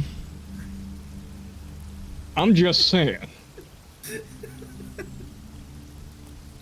You know, it's weird that wizards wear those pointy hats, you know. Anyway. Oh shit! Damn. That took a turn. Some of them are pretty grand. Sip it on. Damn. Okay. That's why they call them Grand Wizards. Jesus Christ. Oh man. Damn. All right. I guess fucking. I don't know. He sits down. And he's like, "Damn, I can't believe I just saw that shit." I could have went my whole life not knowing that. And he continues playing rock paper scissors. Your thoughts briefly dwell on what Dagny's mother's research and if it has any relevance to your revelation here, but you choose to shove it to the back of your mind and keep to yourself. Fucking hell. With that, Crime committed by... with that, we will end the shenanigans of the night. Is anyone choosing to take watch? I mean, you do have the veil, so you can't exactly see outwards anyways, but your call. I mean, we are long resting. Nadira, do you want to set up the spiky wall thing? Okay. Yeah, I could do that. I think. Are Do I we have the bunking spell down for slot the for full that, actually? Yeah, if we're hulking down, that's one thing. All right. This is a long rest, so. Oh, right on. A long rest? Actually, Well, let's see. Do I even have it prepped? let's hear what your night preparations are. If I any, and then- don't. I was gonna set alarm, but I don't have it prepped. Yeah, I mean, I could cast this out because I have. If we're long resting, I have my 7th level to burn. I could cast this, and then outside is watching for us. It lasts for 24 hours.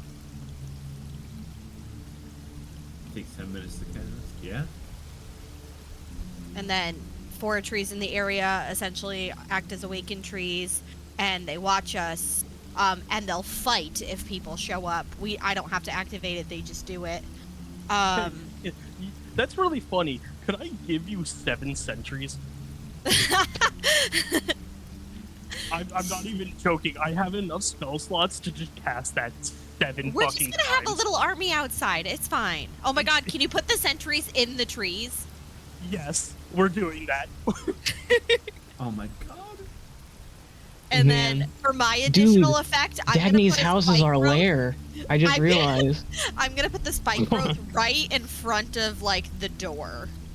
We have become the liches. You guys hear a splitting of wooden planks as these spikes erupt from the earth and shred the porch, creating hazardous terrain on what at one point was a well-aged patio.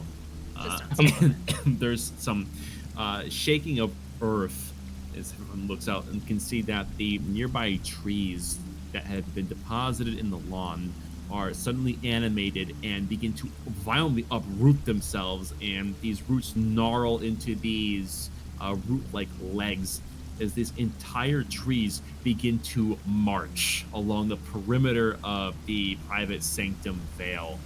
And with Erethal's further intervention, these glowing guardians appear in tandem with them as these guardians of spirit and nature begin to patrol the house, giving a tremendous amount of security to all occupants indoors.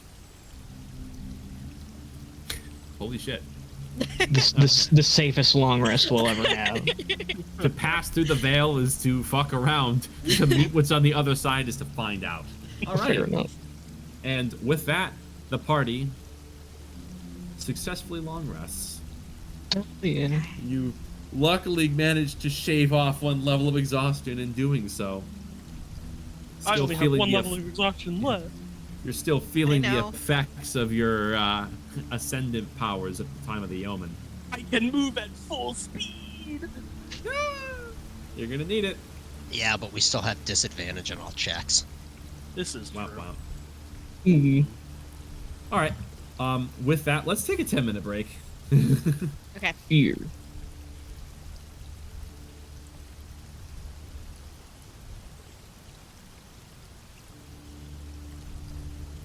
Okay. We have all of our fuck boys accounted for. Hello, fuck me. Hello. Hello. Hello.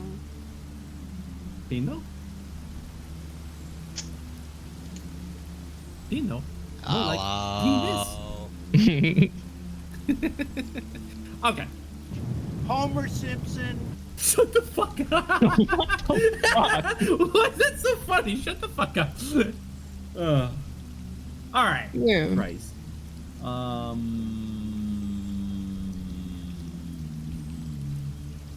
Stalling as I find the fitting music track. That'll do. Find some music to beat my buddy's ass to.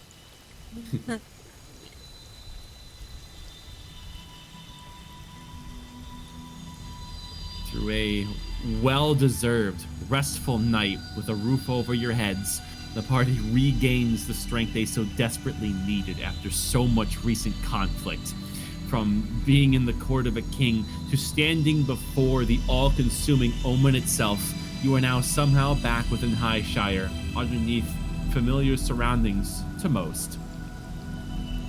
And you finally get some well-needed shut-eye in the company of a protective veil and a small army resurrected in the front yard for good measure.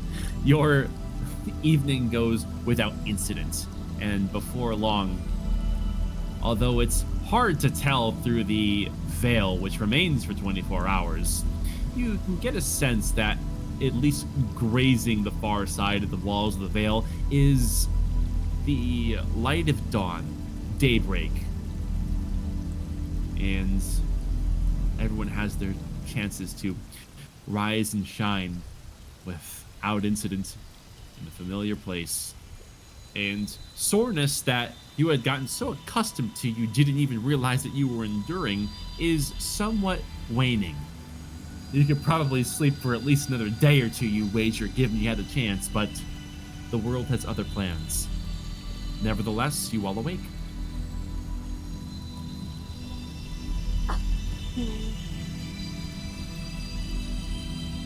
Caleb peels himself off of the ground. Alright, let's get this. Dagny will fairly slowly and stiffly get up from where she was laying down and will... Were you camped out outside your brother's door the whole goddamn time? Yeah. You stir, and after a while, you hear some faint shuffling on the far side of the door, suggesting that your brother stayed put during the night. You have a feeling that the commotion willed into existence outside may have discouraged him from running away, if he even had the thought to do so. Good. She just goes ahead and just walks around near the, near just kind of like the area before the stairs to kind of stretch yourself out a bit and kind of work out all the kinks and soreness from laying down awkwardly. You do so as you kind of stretch the old bones and realign your back a little bit, as the hardwood floor was not as kind to it as you would have liked. But you've slept in worse places. Mm-hmm.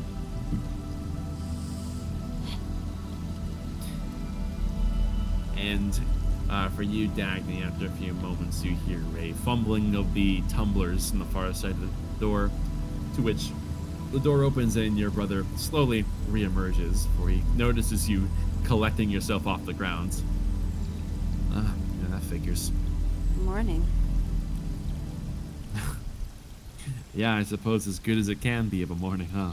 Yeah. How are you feeling? Almost feel like I should be, Oh, I barely slept. I barely slept. I'm sorry. Almost feel like we're ready to hop downstairs and see what dear old dad is cooking up for breakfast. To be so lucky. Yeah. Actually, yeah, there probably isn't any good food left in here.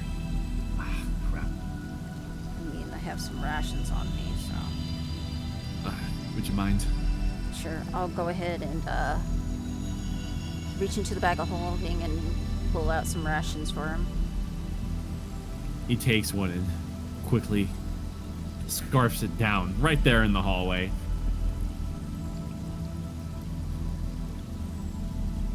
I'll go ahead and share out one with him as well, so... For a while, he kind of wipes his mouth a little bit and begins to refasten some of the armor for which he had doffed. You can see that there's this almost looks like charred metal that has these wispy linen-like appendages that come out from the bottom of the vambrances, and begins to fasten himself in tighten buckles and get ready for the day. This flame-hard armor is quite strange. Yeah, it's definitely different. Lighter movement, but the metal's an active work in progress. It seems like the more headway we make with the ember veil around the kingdom, the stronger that this armor becomes. Ember Veil, what's that? No, it's just the field that Sina Drea created. The green embers. Yeah, it's protective. In case those assholes come down from the sky again, they won't even be able to land. That's funny. Well. It's reacted to divination magic, too. Well, it doesn't surprise me. Multi-purpose. It's complicated magic, I'm sure. It's beyond my scope, at least. And I don't know shit about that. Let's collect your friends, okay? Yeah. As he heads downstairs, and everyone else does hear ironclad boots descending. As he appears and begins to do a quick check off of all of his gear in the main room.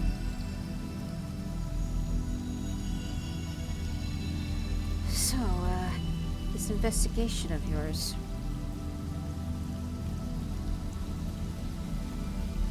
You remember the old brewery that Dad used to chill out at, the edge of town? Beardlock Brewery? Vaguely. Run by a bunch of dwarves. Well, I'm heading there. Try to get some information about the killing? Yeah. It was a place of interest. The Flamehearts were pretty keen on securing it. Seems like the potency of the brew there is more than just for, getting schnockered. Okay. Definitely could be a big help for us if whoever was still skulking around in there didn't kill indiscriminately. Or maybe they just have very tough political stances and don't like the Flamehearts or Sina Drea. Well, sure. Everyone is more than willing to tag along to help you out, if you need it. Well, what do you all think? I want to hear it from the horse's mouth.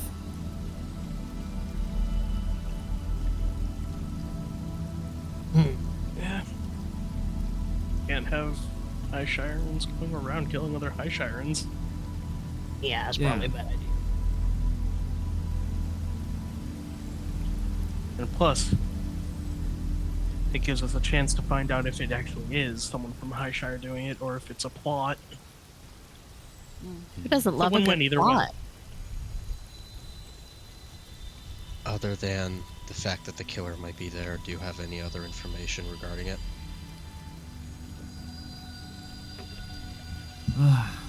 About the brewery?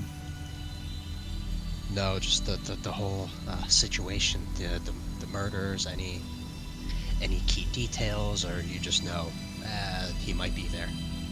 What we could be walking into. Well, I know there's a certain someone there. I don't tell you much about it, but they're keen on protecting their assets there. And, rather than just hoarding it to themselves, I feel like it can be put to good use. And now that there's blood on the bar table, I feel like I need to give them the peace of my mind. It was our directive to secure this place. We're gonna take care of it. Okay. Well, now when you say take care, well, listen, man, me and that string of words has an intimate relationship. Okay, I know what that means. Are we going to go beat the crap out of them? Yes. Oh. Okay, I just wanted to know. I mean, have people at this I point like my been violence prone to straight up. violence, or I don't know. Seems odd that they would defend a brewery. But, like I said, already wisened up that they're cooking more than just ale. I feel like if we can secure it, get a certain hold on making a difference. Making people see reason. I don't know. I can't think about that stuff too much right now. I just know it needs to be done. Even if it didn't, they killed my brothers. did you Blood for happen blood. to see your battle brothers' bodies at all? What do you mean? Well, I'm just getting a sense. What sort of state were they in when they were discovered? Gives us an idea on what killed them, if it was weapons or if it was magic. We're not sure. All Or we monster. know is that they went there, and there was some echoes of a fight, and they didn't come back. That's what the scouts reported. So nobody really saw what happened. Not directly. At this point, I don't care. Okay. Well, I'm more than willing to help you. No, I'm sure they'll be at Well, your lead the mercy way. in 2 seconds. All right, tall, blonde, and brooding, lead the way, for fuck's sake. Alrighty then. Let's go. And is everyone going to be leaving the safety of the Silverhide residence? Yeah. Yeah. Yep. All right.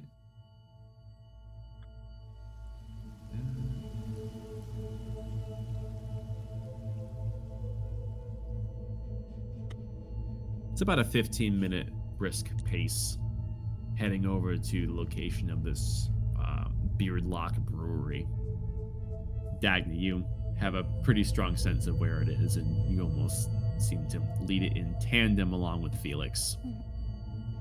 And everyone, now in direct sunlight, returns to the embered lands of Highshire as the stillborn moon looms overhead behind a cold pillar once again. After the relatively quiet 15 minutes, you can see that through the churning fog, the silhouette of a large building comes into play with these almost brass-lined pillars. It's clear that there is some dwarven influence in the architecture, and it does take a while for details to be made out as you look at the strange behavior of the fog to note that it is swirling around this building in a higher concentration, as if a serpent encapsulating its prey. The embers are excited, as if this is a clear place of interest that is at some level of contention, awaiting a tiebreaker. And Felix dons his helmet and the visor goes down as there's these wisps of smoke which are let out from the blackened metal he has encapsulated himself in. And he points forward with his sword, confirming that you have essentially arrived at the correct place. Right. I'm not sure what to expect. I don't know how many there are, but they're going to pay. Right.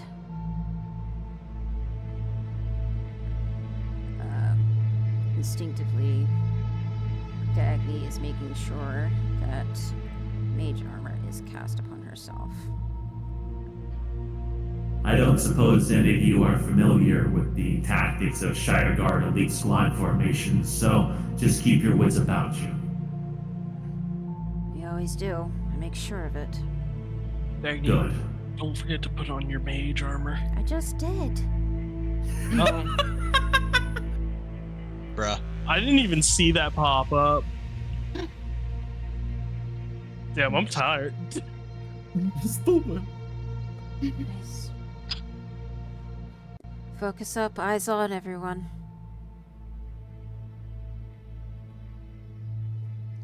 All right. Heading in, are we? Mm-hmm. Sure. Are there windows facing like outside or inside? As you all approach, the group may roll perception. Yeah, let's see here.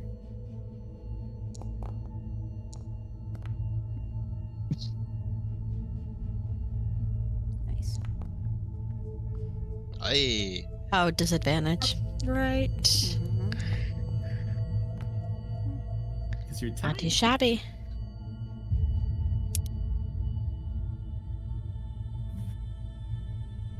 Looking around this place, you can see that there's a clear difference in key features of this. At one point was once a pub. There's the sturdy architecture of the original building, and there appears to be more recent additions that are grafted onto it. It looks like metal plates have been taken and have been welded into place to reinforce structural weak points such as windows, doors, and other points of entry. Most of the windows have been pillboxed, where there's these sheets of metal that are put over them with a small slit for someone to, in theory, shoot from, be it arrows, magic, or otherwise. And you can see there's several spikes that are put into the ground, facing outwards, as though to stop the advance of larger objects, creatures, or what have you. And you see that the occasional vines that are wrapping around the nearby buildings are cut to nothing here. Certainly a place of resilience. You think that this was built to withstand both the occupation of the Lich and also survive the occupation of the Auroran Dawn. There's no signs of any immediate avatars around here, so you'd think a place like this may have just gotten lucky. There is a front door. It has appeared to be shut tight. Double doors, actually. Would Kraken be able to tell if it was done? I mean, anything can look well built with just by pure amount of stuff they put over it, but is it well done? Like, did the people who put all the shielding up and everything know what they were doing 100%? Yes, there's some clear purpose that was put into this. They had the materials, the techniques, and the practice of application. Alright, so nobody does this unless they are expecting heavy resistance. They built this place like a fortress. So, my guess there was going to be many people or creatures or some combination of the both in here. Or at the very least using it. Skipping Sinadrea's power at bay, though. Begs the question. Is it a similar effect to what's happening at the Church of the Well? I don't know, but at least nobody goes through putting all this up unless they are either hiding something or protecting something. So they're probably doing both, so somebody important might be in here. We should keep that in mind. Also worth noting, when you were at the Church of the Well, there was a bubble that had been formed around almost that is free of Sinadrayan's foggy veil. This one is pretty heavy here, like it's coiling around the building. But there's no signs of life, or immediate life. So what? Do we knock? Well, what's the procedure here? I feel like that'd be a bad idea. I think that might be our only option, though. Or, well, not to knock, at least go through the front door. I mean, we could try looking for a back door, maybe. I'm gonna ping this to see if this would even be practical. Hold on, okay, I don't know how to ping it. It's where to go. I have a basic knowledge of structures of buildings, stuff behind the walls, blueprint. I can find blueprints. Oh, that's based on blueprints. Okay, never mind then. Wow. Yeah. I mean, I guess circle the building and just try to look for any other point. Oh, wait, how high is the roof? About 30 feet. Kraken's gonna fly up to see what he can see up top.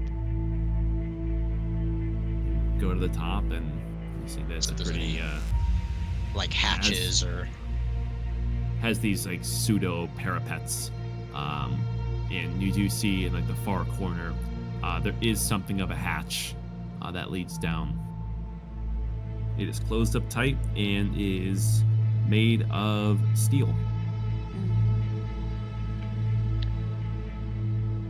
Yeah, Kraken will fly back down and tell him about the hatch. Yeah, the majority of the architecture here is stone with some steel reinforcements. There is definitely effort put in place to preserve dwarven culture of this building.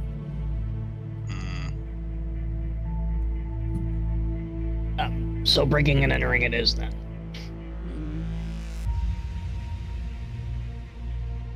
I guess it really depends on which door we want to take.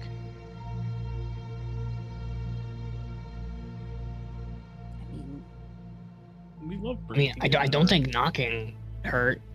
No. Just because, like, we don't really want to hurt anyone here, guys. It's like, if we can resolve this with, like, the least possible dirt on our hands, that'd be great. Right. But what are the odds that knocking also doesn't give away the fact that we know more than we should to just spontaneously, like, pop up here? Well, like, we have no reason to be here. Is better than just kicking the door down. Knocking could mean anybody's approaching, somebody who's lost or whatnot. Or a conveniently large group of people. Hey, yeah, why don't we have your brother hang back for a bit? Maybe we could case each other. Yeah. I only say that because they're probably not gonna want to talk to him. Yeah. Yeah, nothing says talk to me like the cops. Yeah. Definitely tell Felix, yeah, it might probably stay back, see how we can gauge the response based on. Yeah. No, Dax. I'm going in with you. I'm not gonna stay on the sidelines. I mean, I'm not expecting you to stand on the sidelines. I'm just figuring out the best way for us to get inside. Yeah, if things go pear-shaped, like, definitely rush in and help us. For sure. I will be right behind you then. Okay. Cobweb, why don't you go first?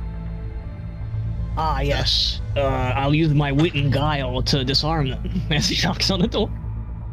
Are you just walking right up to the front door? Oh, Jesus.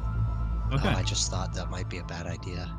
You walk right up to the front door with the this like set of heavy metal double doors with this kind of like this blackened trail that rides up to it. And as you walk right up to the front door, there is a slight pressure that you feel against your boot as you lift it, as there's a tripwire that gets set off by your. Oh, no one saw that coming. Looking up, you can see that carefully affixed to near the top of the door underneath the rafter was a string with 4 bottles that come down on your head. Make a dex save. Oh boy. Yeah, I'll use my wit and guile, guys. We're going to a place suspected for murder. Like, who thought going in the front door was even gonna work? Oof. Interesting. You fail. Cheeky 6. Okay. Let me see here. Oh wait, hold on. Yeah. It's a 3, actually. You 4 better. vials. You fail.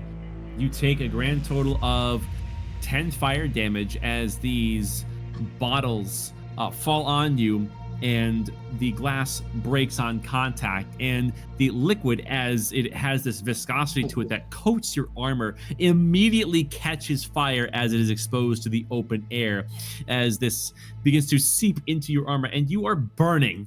Shit, alchemist fire. Fuck! Stop, drop, and roll, Cobweb. Oh my god! He starts rolling on the ground, and he'll cast control flames to snuff them out. They're not magic, right? Not magical. It's alchemical, Okay. actually. Yeah. Oh my fucking god! Just rub some He, dirt in like- it, you'll be fine. Rub some Fuck, dirt in it, damn. motherfucker! Okay. New plan. Let's bust in the fucking door. I mean, I like that. Ask for forgiveness rather than permission. Alrighty then. Someone should fireball the door open and fucking we run it like the police. Should you do it or should I? You are one of the 2 people who have fireball. Oh, I will totally fireball a door. Okay. Is it a Maybe. wooden door? Oh my god. Because I'm not just gonna waste a fireball. What type of door is it? They're solid. It's a solid metal double doors. Well, I can fix that. Oh. Maybe when going in, we just go in with a bit That's more a tact lie. instead of just insta-aggressing. I mean, we could try They the hatch up drop top. Fire. I think Well, they nobody dropped checked a the traps, Molotov right? on my fucking head. Because we just Listen. opened the door. Nobody, like, we didn't look for traps. We're going into I this could have been hatch. anyone. I could have been a lost puppy or something. Okay, and people want to blow shit up all the time for no reason. Like, Is he going loudly or Okay, are we going how about this? quietly How about through this? the hatch? well, that He's was going to probably go over pretty and loud. actually knock. Christ. Steps on another string. Oh my god. This one's lemon juice. Fuck. Oh no.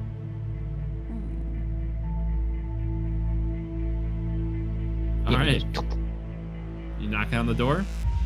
Yep.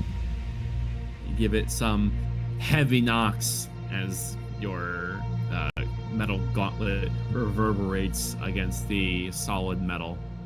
And there's a long period of silence, and there appears to be no reply.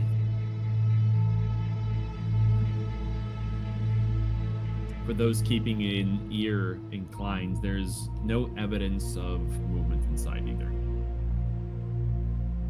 Doesn't seem like there's anybody here. Well, we tried, and he's gonna try to kick the door in. You're trying the door. Yeah. All right. Are you just trying to get them both open at the same time? Wait a minute. Yeah, Let's inspect the fucking door for traps first. yeah, Thank I I'm want to you, blow up the Adam. gun. Like, gonna assist him with that. Yeah. Okay. Go ahead and roll investigation, Cobweb. I believe it's straight with none of you being assisted. You're -1 in a dream. Hey, pretty good. You take a look, and you see no evidence of any shimmering or magical influence. And inspecting this side of the door, at least, you find no further evidence of anything at play. You look and can see that the earth beneath you is definitely blackened, as I mentioned previously. You imagine that this isn't the first time that alchemist fire has been set off. You see that a lot of the gravel here has been kind of blown out of place by a force that doesn't seem to match what set you on fire. Mm-hmm. Right. Okay, if it wasn't the fire, then what was it? The ground being blackened makes me think. Was Lightning.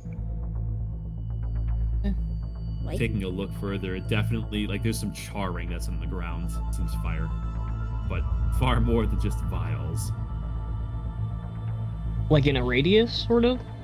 Yes. Oh, okay. So there has been. Through the top it is then. Yeah. Alrighty.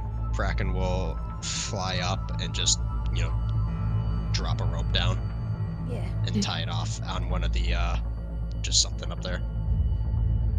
Easily done. There's parapets. Yep. Yeah, I didn't know what it was.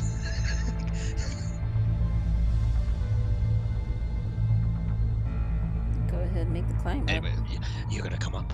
Yep. We're going Oh, on yeah. a trip. For sure. Let's see. Who rolled highest on perception? Let's find out. I think it's me. By one, I believe, yeah. My God, you beat Aerithal because he Wow. rolled a 4. Yeah.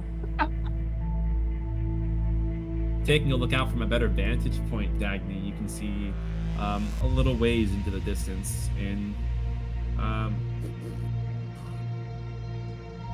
what the fuck? Where is it? You can look around and you notice that at the edge of what you can perceive, traversing the open landscape, you can see that there's a flicker of green and a larger silhouette that is heading in eastbound direction. Not towards you, it's kind of just off in the distance, but you do catch a figure. Oh, that looks vaguely familiar. I don't like that. No. Yeah, I remember that episode. No. That looks like it burns well. Oh, fuck. It is burning well. Yeah. Yeah, no. Don't like it. Mm-hmm. Yeah, just I'm gonna point that out to Nadira and Aerithal. No, that's Great. not good. One of those fucks. Yeah. I feel like this is not gonna be the first time. Yeah, let's. How did we get around that thing the first time? I don't know. I don't remember. Well, it's heading away, so. Yeah, it's heading eastbound, so let's have some other intent. Deckney will go over to the hatch and inspect it. Make sure there's no traps on it, though I doubt there will be. We'll go off Cobweb's previous check as the group is with an eye shot of it. Doesn't seem to be anything inherently magical. There is, however, a keyhole.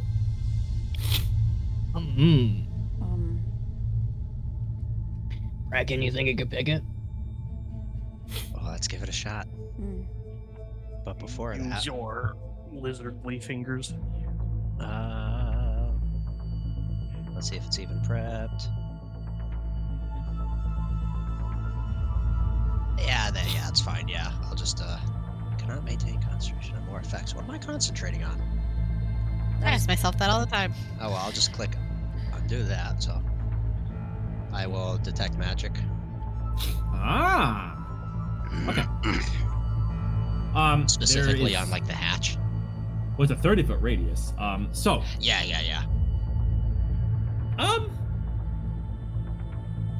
There's probably a lot. Kraken, roll Arcana for me, buddy. Okay. Okay. Hey, Okay. 16. All right. So, from within the building, you can detect there's a few pings of evocation magic that are in place. The highest one of a concentration is close to the set of double doors in that direction, just inside, you think. There's a few others as well that appear to be lower down, as in like straight down, like kind of towards the limits of what you can sense. But there's nothing immediate within the confines of getting through this hatch. It's a purely mechanical lock, so it seems, with the facade of a dwarven face at its top. And with this check that you have, not quite at the DC I was looking for. However, you can detect that there is some magic that is churning within the embers of this fog. You can't quite make out details, but there's definitely a certain subtle energy that they carry. The nature is unknown. Yeah, that's pretty obvious. But I guess if it's just like a simple lock from what I can get with detect magic, yeah, I'll just try to pick it. Okay, Thieves' Tools check. Whap, whap. Well, not Nice the number. Hold on. I can. Oh. Let's see. Flash of Genius. Does that make 17 pass it? Oh, yeah.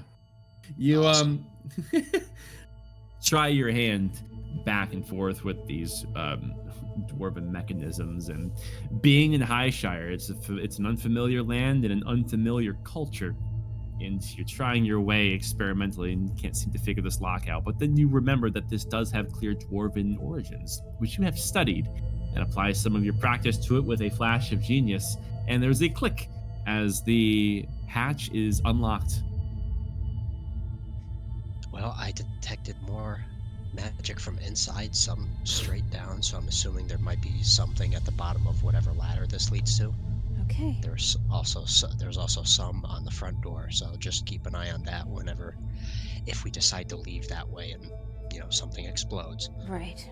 But Kraken will then lift the hatch open. You do so, and you look down and see a sight of what looks at one point was a very well put together tavern of sorts. There is stonework that comprises most of the countertops, and there's this solid, heavy wood that makes up many of the tables, and they all have this iron linings to them with these heavy bolts. Definitely dwarven, to be sure.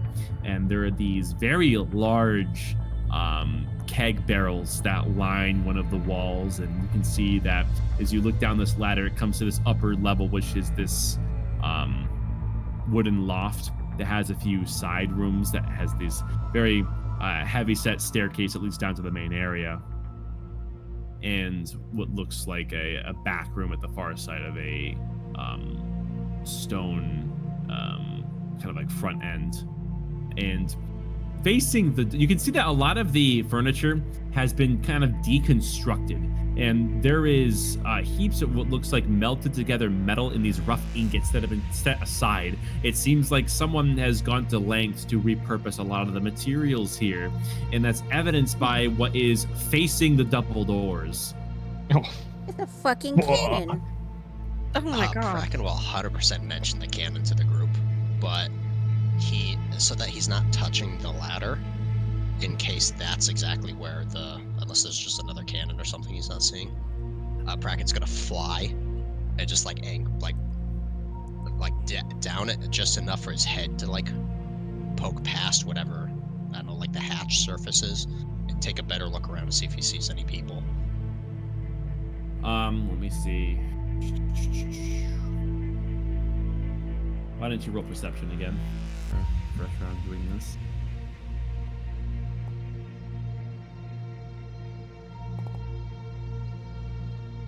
You see no evidence of people actively within here. There's some signs that people were at work, but no one actively here. Okay, would I Going back to the detect magic, how far down would I be able to? Because obviously I probably remember where it was, but like how far down was it? Because you said directly below. So this is a 30-foot tall building, and you can detect a 30-foot radius. So there were a few evocative pings that were basically like at floor level, and you know that most of them were right around the area of the bar itself. Okay, then I guess just so he's not touching the ladder and everything, Kraken will like lower himself down and wait for the rest of the gang to come down the ladder. Okay. Before we move on.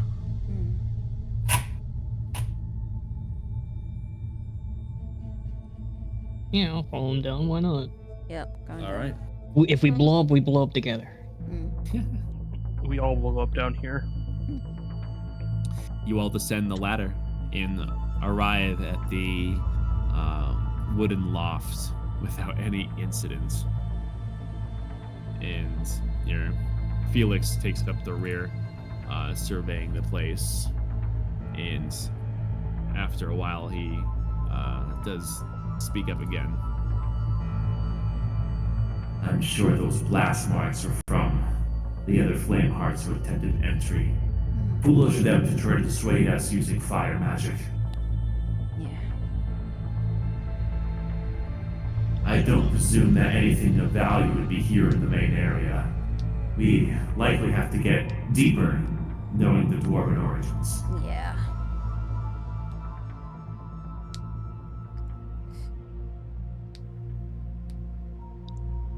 Well, I know usually behind the bars there's the cellar that leads underneath it to where they keep all alcohols and such, unless they specifically use back rooms with the massive kegs.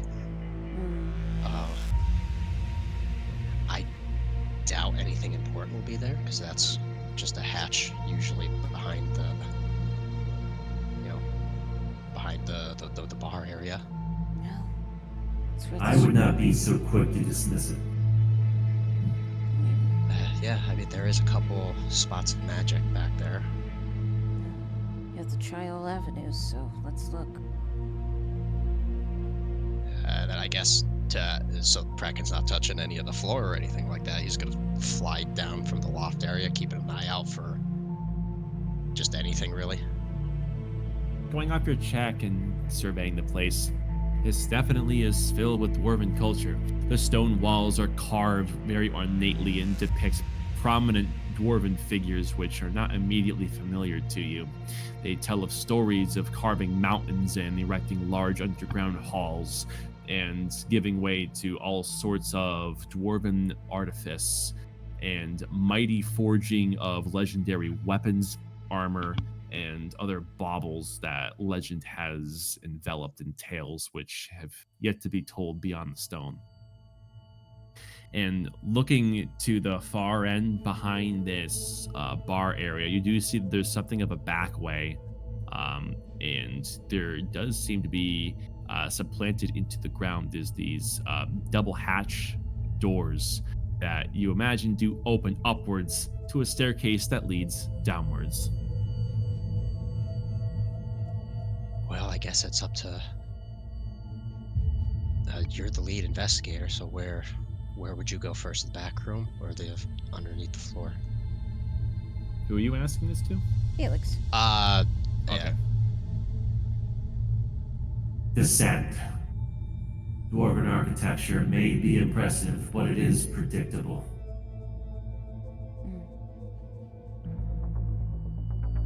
So I'm told. I do not have the other, was it destroy magic? Dispel magic. I do not have that prepped, so. I have it prepped.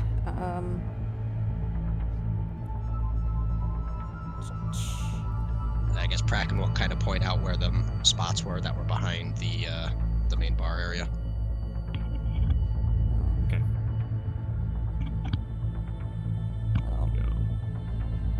How long does detect magic last for? Is it 10 minutes. Oh, Oh, it's still going. Okay, I'm retarded. Okay, so in that case, with you able to detect magic further and inspecting the bar, you can see that there's certain bottles that have been infused with evocative magic here. You think that even just the slightest touch and these bottles would violently erupt, dissuading anyone from investigating and trying to dissuade what may be hiding among the shelves. Further, you can see that the other ping of evocative magic is on those double doors to the downward stairs themselves. It is clear there is something that is waiting for a unwanted hand to touch it. This is pertinent information because Cobweb is currently eyeing the bottles and he looks mighty thirsty. Unless you want your insides to explode like your outsides did outside, don't touch the bottles. Curb your thirst for now, Cobweb. Okay. But, I lost all my wizard wine. but nothing on the hatch, right? Or Oh no, there's some on the hatch. okay, I will go ahead and cast a spell magic on the hatch. Let's see. Do I have a cool sound effect?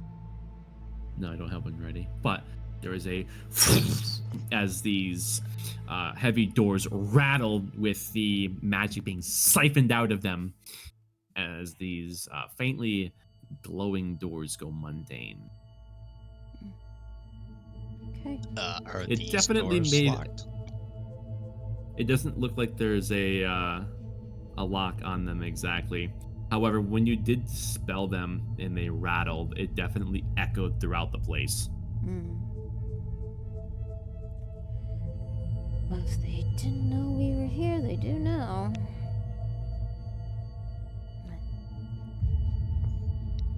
I imagine the explosion gave us away, I'm gonna be honest. Yeah, but this I think it was definitely didn't Cobweb help screaming that. about being on fire. Could be that too, yeah. Well, I guess I'll go first. Nope. Unless anybody else wants to. Nope. In case of more explosions. Go for it. No, go Yeah, for it. Bracken will Yeah, lift the hatch. I've had my Take a fill look down. of frontline for right now. It's just a little fire, you'll be fine. Yeah, Bracken lifts the hatch and it just takes a look down to see what he can see before he climbs down in. These this stairwell is just as ornately made of the same masonry as the rest of the building and descends at least 50 feet into the earth. Ooh, that's a lot deeper than I was expecting to hold on to beer, but yeah, I guess Yeah. What's further to note is you can see that for everyone that can see this, managing to slip in through a lot of the arrow slits, and now that the hatch should open, a lot of these green embers do file in rather quickly. There was a faint presence before, but now that the entryway is open, this place is quickly filling up. And you do see that there is a haze that's coming from the bottom of the stairs.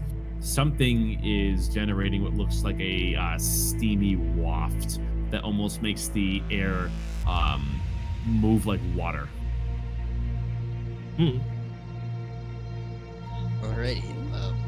Bracken's gonna do a slow, hover descent down it and kind of try to keep in touch with whoever's gonna be next on the ladder. Okay. And then just descend down. Yeah. It looks like Felix is bringing himself closer to the front as he's eager with you taking the helm. And he does speak to you, Bracken, as you descend, as you ominously hover down. Just generic superhero pose, just going straight down. You're similar in your flight to the icons, yet you do not have their wings. How did you achieve this?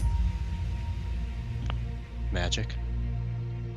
Technology. I made the armor I'm wearing in order to do that. Well, that's incredible. Secrets put close to chest, I wager. Not particularly. Well, If we had the time and there would if be. we had the time and the freedom, I could show you or teach whoever.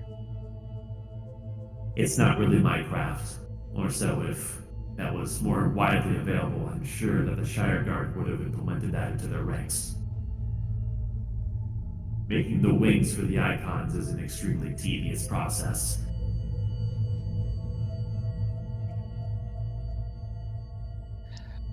I bet. I mean, I don't know what else. Just yeah, sure, yeah. And with that, Cool story, bro. with that, you descend. Is the rest of the group following? Yep. Yeah. Okay. No, they just close the hatch and leave. Yeah. Skill issue. All right.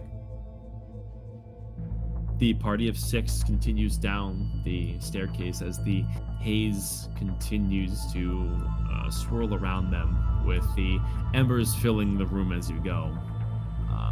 And eventually it levels out, and there's something of a hallway ahead. And you can see what looks like torchlight. And so, you walk through. Hey. Now, I know technically Kraken wouldn't know this, but would it be similar to the rest of the party from when they first awoke with that other, the elf who turned into an angel, with that weird like thick haze in that area? Is it similar to this? Oh, you mean the Fuck, one is that Aerodol had a having keystone in PTSD? it? Are you talking about the beginning of Act 2? Yeah. Yeah. When they woke up and there was like that keystone haze where it made like the air thick with like water-like magic. No, you take a look around now. This is definitely some very highly humid air. There's as if there was something that is brewing en masse that has created this wafting. There's a semblance of heat that is definitely costing those who walk in. And what you have before you is a long hallway. There's a massive forge here. Wouldn't be surprised if there was. Felix, do you recognize the man over there? He lifts his head and sees through the fog. One of my fallen brothers. Yes. Felix, wait! Yeah, it's weird that he's been left there. Quite so. Almost as if it's a message. We're in enemy territory right now. We need to proceed with caution. A message, or something to draw out an emotional response, get them to charge.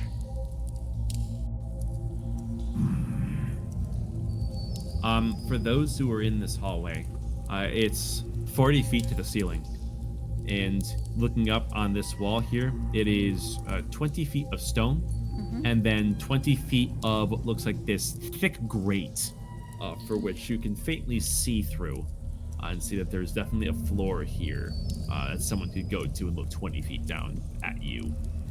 It's hard to make out details, but there's definitely a floor that rides the 20-foot halfway mark on this wall.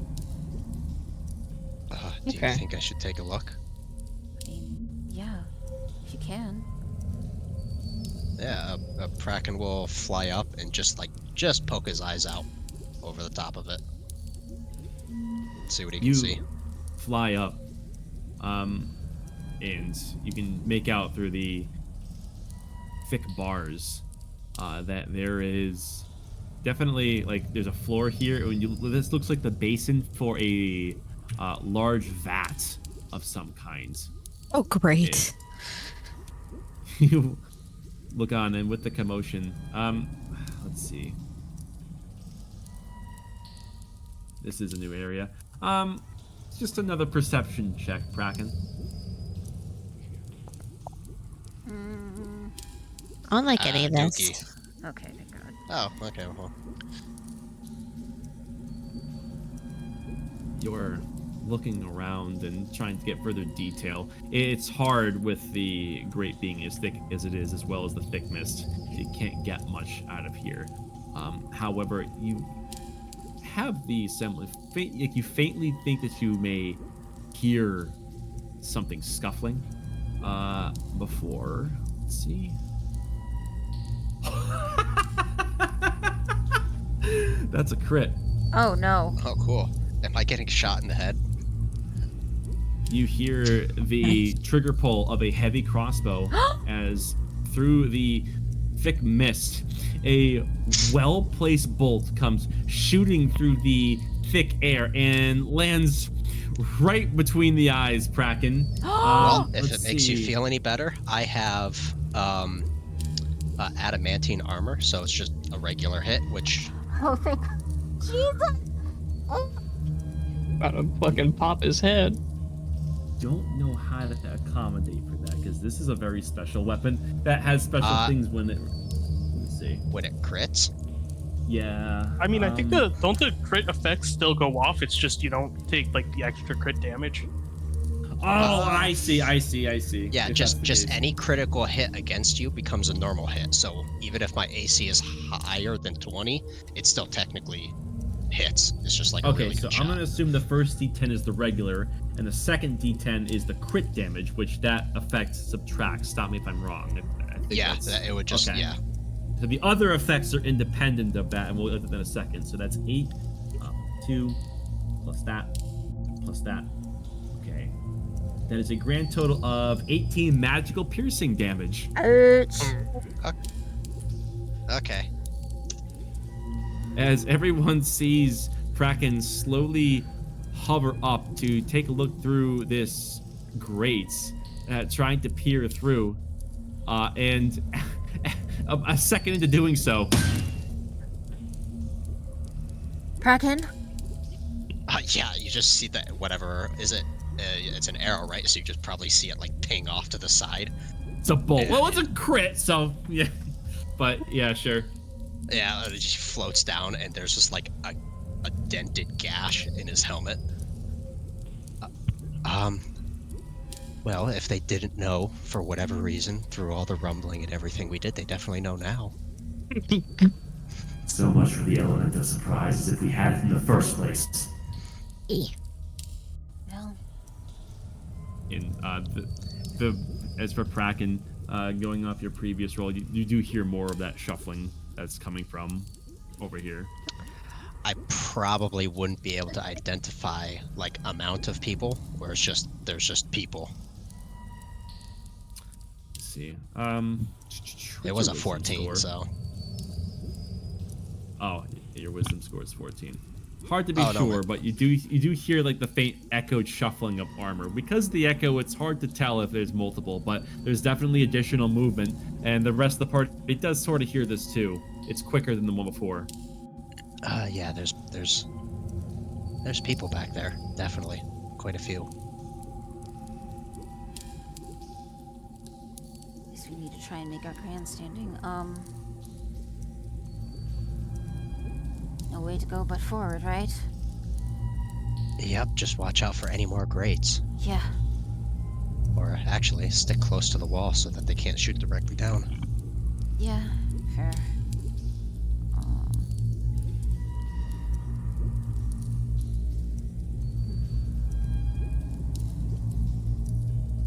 That noise continues of the metal shuffling as they get louder, as you get the idea that someone may actually... I'll stop you right Yeah. there, Dagny.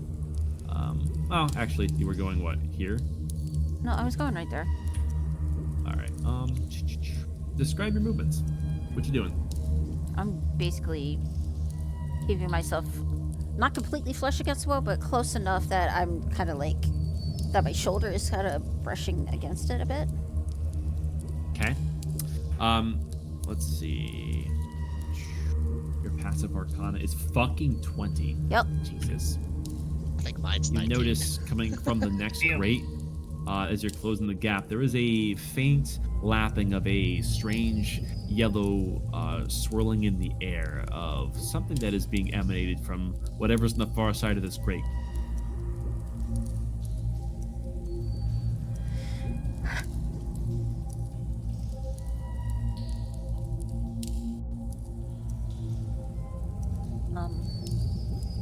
You know what? I'm gonna take the glow rock that fucking I tried to give to Felix, but he didn't want, and just throw it at that. Right on. Okay. You Then throw a step rock as back. it clambers onto the ground right here, and there is no reaction. However, the entire party does hear those footsteps that are echoing, kind of reach almost to their precipice point right here. Although, for those who can kind of peer at this point at the angle, you don't see anything, but you do hear something. As if a quick shuffling of a bag. Get away from the wall. Oh, Other side. just keep moving. Just go. Well, now you'll get shot. There's something right there. Well, Yeah. if he's shuffling through a bag, he's probably about to drop something on us. Yeah, no, move. Yeah, so just Okay. All right. Well, okay. Do your movements here. I'll put him here. Do that there. Okay. I'll stop everybody right here. Dagny, as you take those steps forward and get further along with this, come on. Don't be like that, fuckboy. Aw, fine. I had a cool noise. Whatever. Oh, there it is. Yeah, sound effects. There's an eruption of yellow as something senses your approach, and there is a sudden yellow bolt of fire that comes shooting at you. Let's see how it does. the piss wall is angry. Critical failure, and it impacts the ground directly next to you as it looks like a hot piece of coal with this yellow fire just misses between your feet. There's definitely something here that has stood at sentry. As for the shuffling that's being heard over here, you hear everyone else over here to the right hear a clinking of glass, and you hear two things get thrown as they become visible going through the grate and impacts the ground. A metal or a glass crashing here and here. Oh my god. Are you serious? Roll for initiative. Motherfucker. Yes, You fucking away from me. got bottled up elementals, motherfucker. Wow. Great time to roll a fucking crit. That's so What? gay. That's so gay. How do I do that? Oh, God, every please don't. time a crit happens, I it's- want celebration. That's you so just go fucking- into the That's dice. so annoying. Wow, Nice double settings. 19s. All right. Come on, buddy. Wow, this music goes hard for being at 10:40 at night. What's that supposed to mean? It goes hard. Yeah, okay. It's like, I thought it was cool music. All right.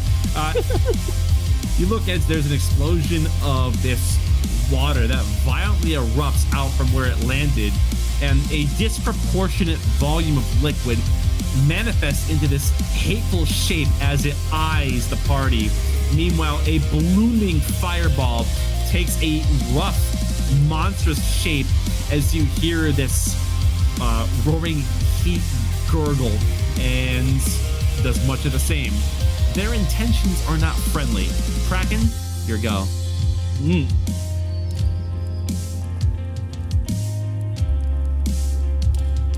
Come on, let me collect the other one. Already did Well, those shit, hit. man. This thing has 13 AC. Hey. Yeah. Oh, you know It's what? Hold on. thunder damage, so. I need to see who's got initiative here. I gotta roll one more. Damn. All right. They will go last. That sucks. All right. Both of those do in fact hit. You're going for Fireboy. I see. Yep. Let me see. 22 thunder damage. Okay. Minus. And is that it 20? has disadvantage to hit anything other than me. I hate that. If it rolls an attack roll. Spells, I don't think it matters. Okay. All right. Let's see. And you are punching a plume of fire, and it's your hands make contact it burns the metal and you within it. Let's see. Up there, fire damage. Let's see. All right, so it's 1d10 fire damage per attack. So you're taking 2d10 fire for this. That's pretty low. You take 6 fire damage. Oh no. Dagny. Okay. Yeah. I'm gonna go ahead and Oh my god, I forgot to roll initiative for our homeboy. Oh, roll the 4. Well, okay. gross. Yeah, I'm gonna go ahead and throw a frostbite at the fire elemental.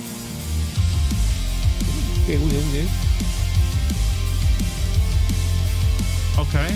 Okay.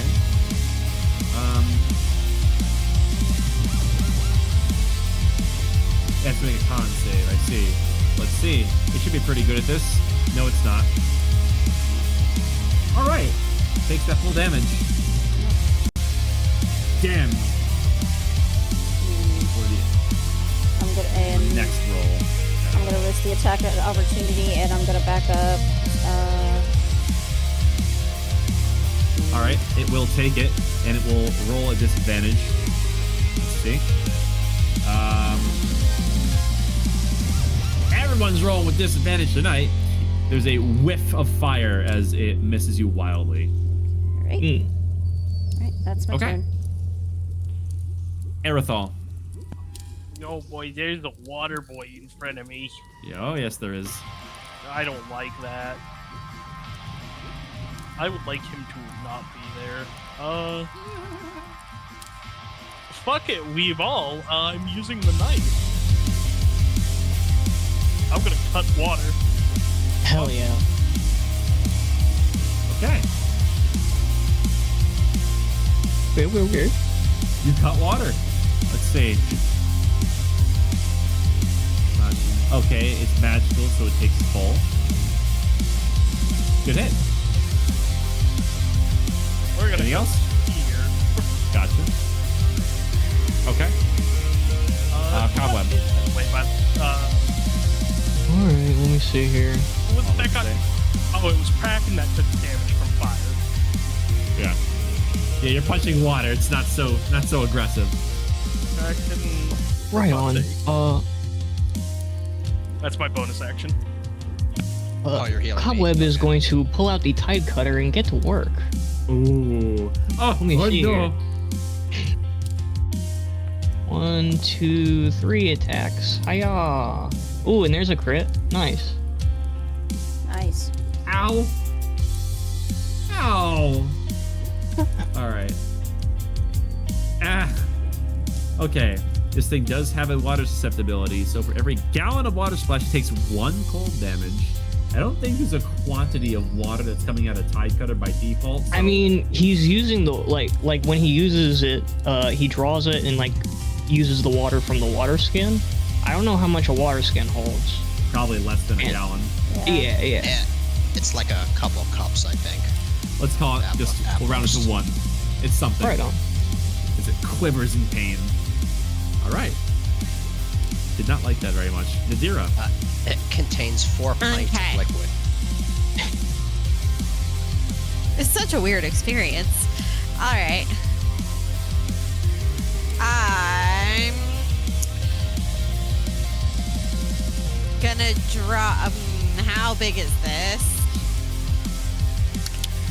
Okay, 30 feet. Up to be 30 feet long. 10 feet wide, 10 feet. Great, okay. I'm gonna drop one of these right on the fire elemental. Oh my god. Fuck. How much water is that? I don't know. It doesn't honestly say. Let me see if Dr. Google can tell me. Well, I mean, it's a title. Area up to 30 feet long, and up to 10 feet wide. And up to 10 feet tall. So you want to count that? So somebody actually, on Reddit, a physics major did the math. It is 2,244 gallons of water. Yep, it's dead. All right, mechanically speaking, I'm not letting you fucking one-shot this by I know. bullshit. I Use know. the ability. I wasn't going to. Fair I enough. know, I have that ability. I'm just gonna I'm double your aware. damage. Fair enough. If it fails, here, let's see. And it passes, so it takes half, but then it's taking double because water, so it takes the 15 anyways. There we go. Okay. Anything else? Nope. Water elemental's turn. It's gonna smack a bitch. All right. No. Let's see. No, Two don't slam attacks. don't do it. Shut the fuck up. Let me see. Okay. Warding Flare, interpose divine light between yourself and the attacking enemy. Alright, disadvantage on this attack. Boom!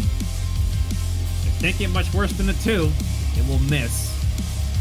Here comes the second attack. I didn't like them apples. I need my water. Ouch. This is revenge for dismissing that giant water elemental, isn't it?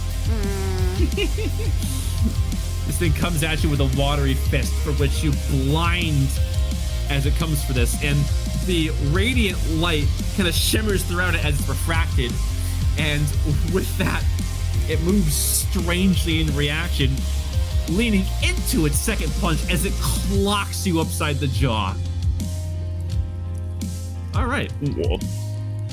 Now it's the fire elemental's turn. Hey, Bracken, fuck you. Let's do a swing swang.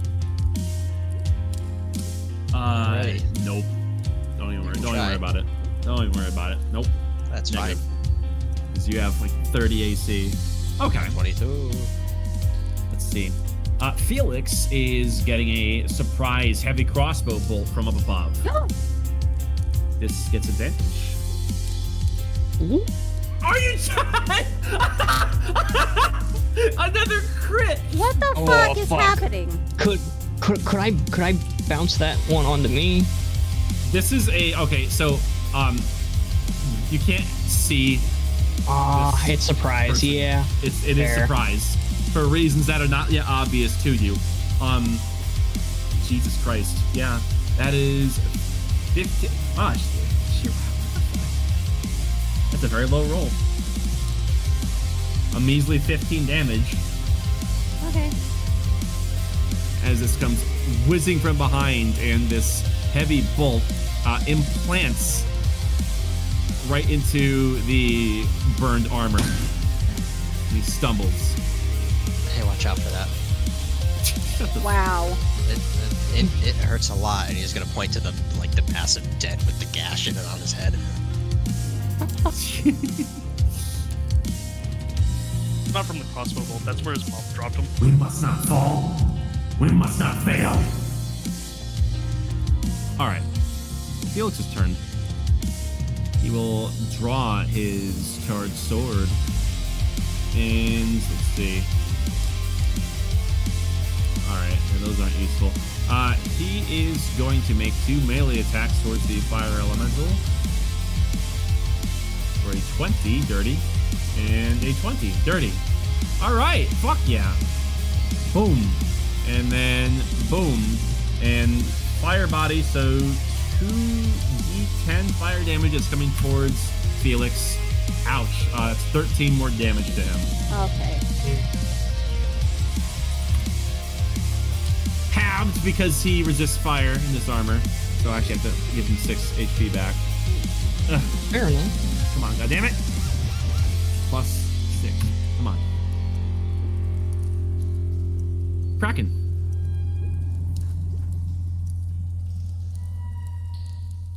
That's okay, take your time. Sorry, no, I was typing to somebody. If I could do a little backseat gaming, I think someone's up there taking pot shots invisible, and you can both see invisibility and fly. Go up there and give him a smack. I need to let's see if this is an action or not. I'm pretty sure it is. See invisibility? Yes. Well, no, to use my spell storing item. Oh, that's right. You do have that. If you're worried about disengaging, I could ping the attack onto me if you want. Sure, yeah. It is an action to look to use the item. But if somebody's invisible up there, I might have... Yeah. I think I have Burning Hands, so I can just... Two crits is egregious. We gotta deal with that. I don't have Burning Hands. What do I have that's AoE?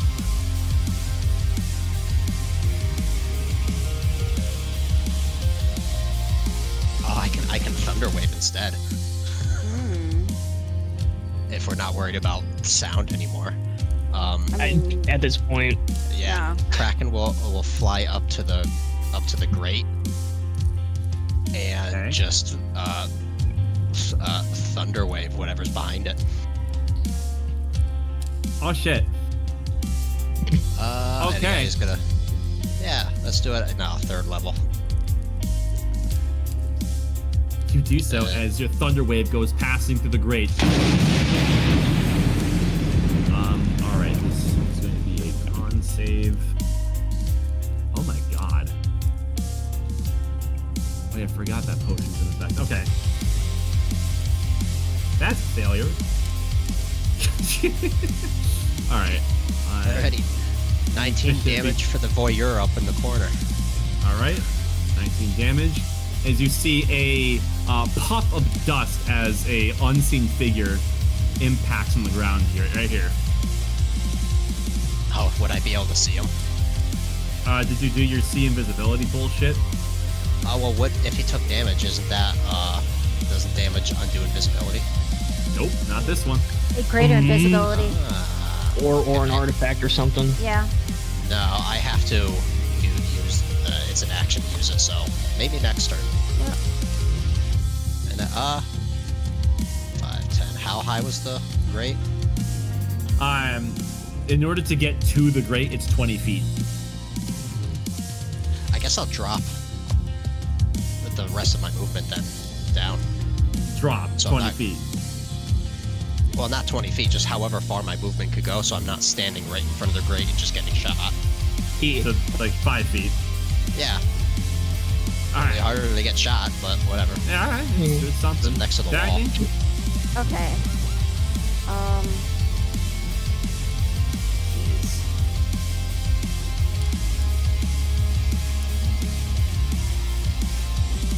Second. Yeah, I'm gonna throw another frostbite at the fire elemental. That's a negative.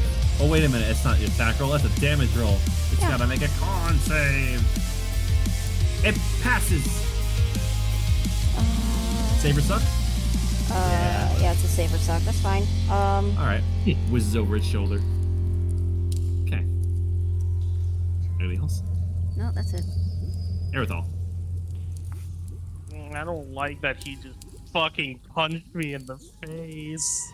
He doesn't like you very much. Where that came from, big boy? Water and fire doesn't feel like it would mix well for me. Water smothers fire, so yeah. Exactly. That's what I'm thinking. Oh, no. I am looking through the spells that I have, and they're mostly fucking fire-based. Gotta expand your horizons, pal. He's a light cleric. That's like all they learn. I'm a light cleric. I'm going to kill you. That's a crime! Oh my god! Directly on deck. I second this notion. Jesus. How could you do this to me, Deck? You're making me stab a bitch again, I guess.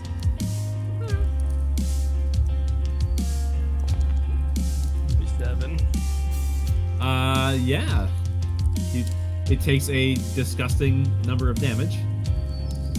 Damn. Is that it from you? This time I need it. There you go. Alright. You take the blade of your brother and you thrust it and twist it within the waterlogged face of this creature. Given it is a angry swirling wave, you're not sure what that did. Definitely did something, but Cobweb. Okay. 3 tie cutter attacks. If it ain't broke, let me see. Boom, bam, bop. Oh, that's in that one. Rip. All right, let's go in order here. 21. That hits. 11 plus 11 plus 1 is 12. It has 12 hit points. How do you want to do this? Oh, right on. You remember when he sucked up the air elementals last time into the tide cutter vortex style? Sure. Pretty much that, yeah. Yeah. You smother this thing with this water tendril as it wraps around the fire, squeezes it tight as the fire preserving its form fails and the heat is dispersed in a wave around everyone. Right on. And that was only your first attack, Boyo. You got, well, that second one's a crit fail, but that third one, yeah. you could, you know. Yeah, that's what's up. I'm gonna walk over here and slap him. Okay. Right on. And I'm gonna action surge and do it again. You're fighting water with water. All right. Actually, no, I'm not gonna pop that. That's dumb. All right. I can't be flexing like that. That's it. That's all. Okay. Let me check one thing here.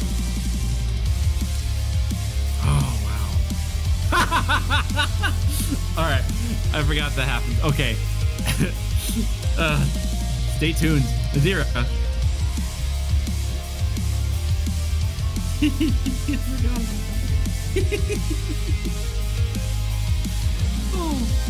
Oh, I love these character sheets. What you doing, Nadira? She's silently moving. Jesus, I'm sorry. I'm not used to my new headset. You're good. Okay. We'll do this one. Ah. Oldie but a goodie. I'm a water elemental. Okay. Love Moonbeam. On save. Hey, rolled a 21. Oh. That's okay. It's Okay. half damage, though. It's something. All right, that's your go. Yeah. This is a vicious water elemental. 1d2. Is it going to be Cobweb or is it going to be Aerithal? Let's see. It's Aerithal!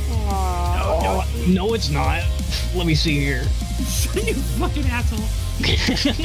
All right, here comes It was gonna be me either way. Let's see. Bring it out for all to see. It's gonna be me. Fuck.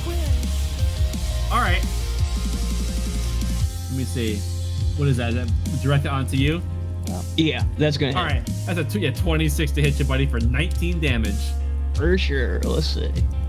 There comes the second slam attack, and because it directed towards you, it's just gonna put the second one to you as well. These creatures aren't all that intelligent. Fair enough. And miss. Let's go. Okay. Is this watery fist pummels against your chest plate that holds true. All right. And I love this shit. You hear footsteps once again.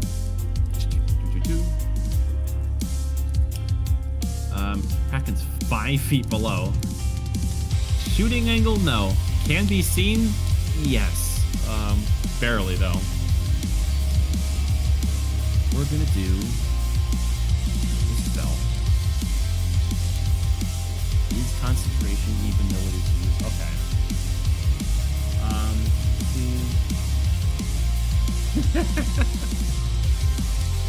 Kraken. The heat of the air around you is not so much affecting you as it is everybody else. So then you feel the dissipation of the fire elemental. This is a even more intense wave of heat. And although that was a sensation that comes and goes, the heat for you is maintained, and you keep feeling yourself getting hotter and hotter and hotter. Your Heat armor metal. is beginning to glow. Metal. Okay. Well, where's my con? So I think there's a con save involved to drop it, but you are straight up wearing your armor. So he's just gonna take damage. Oh, well, he does have the magic armor. I believe you can doff it pretty easy. Yeah, it's just an action Yeah. All right, you take or a bonus action. 7 fire damage since this can't be dropped, and you hear metal footfalls as there is the person responsible seemingly moving back. 10, 15. So what'd you say? It was 7 fire damage? 7, yeah.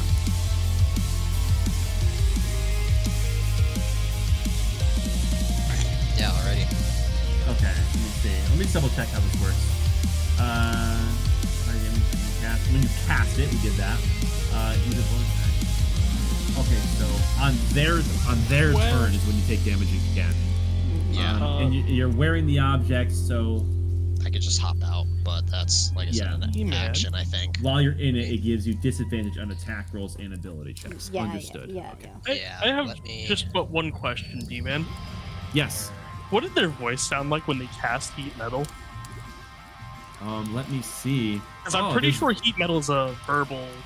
There is verbal, somatic, and material components. Yeah. So over the heat of combat with your perceptive ears, Aerithal, you do hear a feminine voice casting a spell. Feminine and with a particular accent. And something that, while has a air of delicacy to it, also a bit of roughness as well. Make of that what you will. Another dwarf, maybe. Oh, so it's just it's a woman. It's a woman. I cast woman. No woman because you pay. All right, it's Felix's go. You will move up and meet the threat where it's at. Swing swang. That's a 23 and an 11. 11 misses. 23 goes through. Boom. Kraken, you're burning. Let's see, what can I do before that's a bonus action? I'm gonna hop, because obviously I'm gonna land on the ground and then just like walk out of the armor. All right. And then that's an action, but let me see what I can do for bonus action. Let's see, what do I got? All right, I'm gonna place down a second one of you here. Oh no, not there are two of them. Getting out of hand. No, I'm there gonna are two update of your them. token here. You're gonna park your armor right there, Yep. and then let's see. Where's my artist? Yeah, there you are. I don't think this is super up. I don't remember. Whatever. I mean, the top part, it doesn't matter. It's just I had the updated one with feet. Go. I guess, yeah, I'll hop out of my armor and then just do... Oh, that's a spell.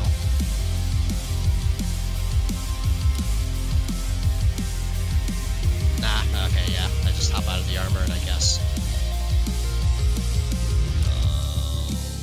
Here. For the time being. All right. Kind of hang out. You hang out. As your armor continues to singe itself. Dagny. Okay. Yeah,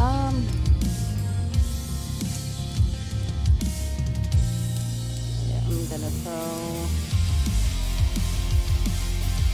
Okay. I'm gonna go ahead and cast magic missile at the water elemental.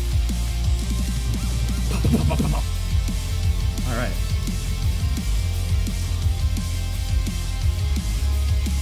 All right. Let's see. 12. Is there's these wound channels that are created as they part the water as it Swiss cheese is the center of this elemental. Okay. Water. Well, I'm just gonna go ahead and just get right here next to this body. Cool. Make a dex save. Oh. What? Make a dex save. Just making sure I heard you right. Oh, Yeah, God. the trap you triggered goes off. 10. Failure. Okay. Let me see. Where was that sound? You take a step onto this particular patch of stone to find that it is not stone at all. It is this fine silt, and there is something buried within with the pressure of your step as these giant jaws of a particularly large bear trap would dig and bite into your abdomen. Let's do some damage. That is an exceptionally large bear trap. Yeah, that's Yes, it is. fucking Shit. huge. It's dwarven, man. You don't fuck with this stuff. You take 19 piercing damage, Ow. and your speed is 0. Yeah, no. No, I don't like that. Okay. Fuck, man. We walked right into a dwarven kill box. Aerithal. How beat up does this thing look for a water elemental? It's starting to look a little beat up. Its form is failing to maintain as it was once able to do. I'm really not doing much damage here.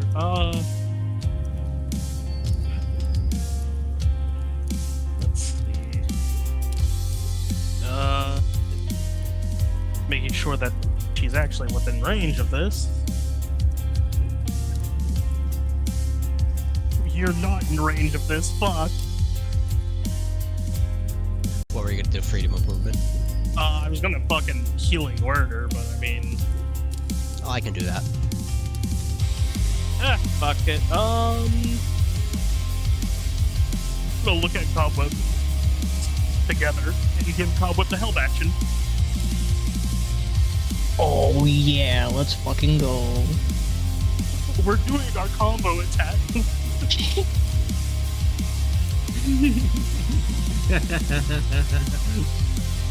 All right, Cobweb. Cobweb's gonna pop his ult. Let me see here.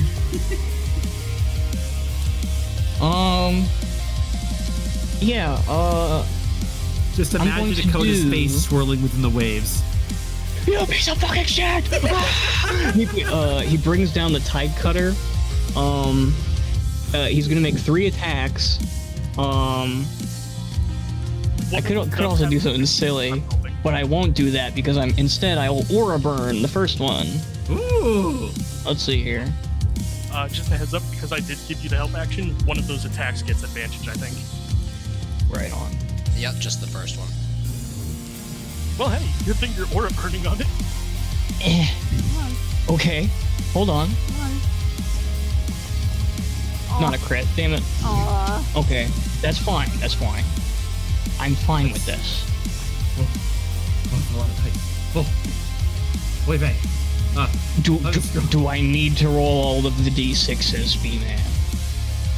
Let's see. 19 slash 24 slash 19 slash. It is still up, but it's looking a little beat up now. Oh, Let's fuck. see some Alright. D6s. Yeah, let's see here. What is it, like 5d6? Yes. Something like that. Right on. He could do this. If he rolls really good, he could do this. Why did I roll as Kraken? Do you still have control of that character sheet? I sure do, I noticed that. Oh, huh. I never cleaned that up. Nope. Here. I got Aerithal that. too. I'm collecting them like trading cards. Just Muda has become everybody. He's the I'm main waiting for that. character. It's only fair. Yeah. Oh, Jesus. There we go. Let me clean that up. All right, the 15 damage it takes. Minus 15. This thing is barely holding on after all that. All these slashes are creating these rends in the water that it can't quite close. And the radiant energy you pump into this, you see its steam is shooting out of its mouth. And that's a con save from me. Yes, Disadvantage. indeed. Yeah. What's Well, I'm for sure paralyzed after that one. All right. Nadira? Okay. Reapply my moonbeam. Whee! Hey! Pretty good. All right. Let's make a con save. 21. Passes. I'll take half. Still takes half. This thing is more steam now than water. It's incredible that it's still together at all. Okay, that brings us to the steam elemental's turn. It's gonna go after /R1D2. 1 to 2. Let's see. Ha! 2. That's Aerithal. You took my character sheet access away, you bitch. Oh, I revoked the wrong person. I just noticed. Hey, I go on. Wait. Mood really is the main character now. There we go. That fixed it. Okay. Let's make him public. Slam, slam. Welcome to the Jam Jam. Aw. Okay. What's up? The 19 hits, the other one misses. Okay, you take the 18 damage from that. And that is its go. There is a pause from up top. And then up top, Felix is going in for the kill. Let's see how he does. Bump, bump. What's this thing's AC? 14. God damn it. He's whipping as the steam is in his face. Kraken. Alrighty. As an action, Kraken is going to use the fancy item. Because I'm on this, I'll just use this first. Do see invisibility. Okay. There we go.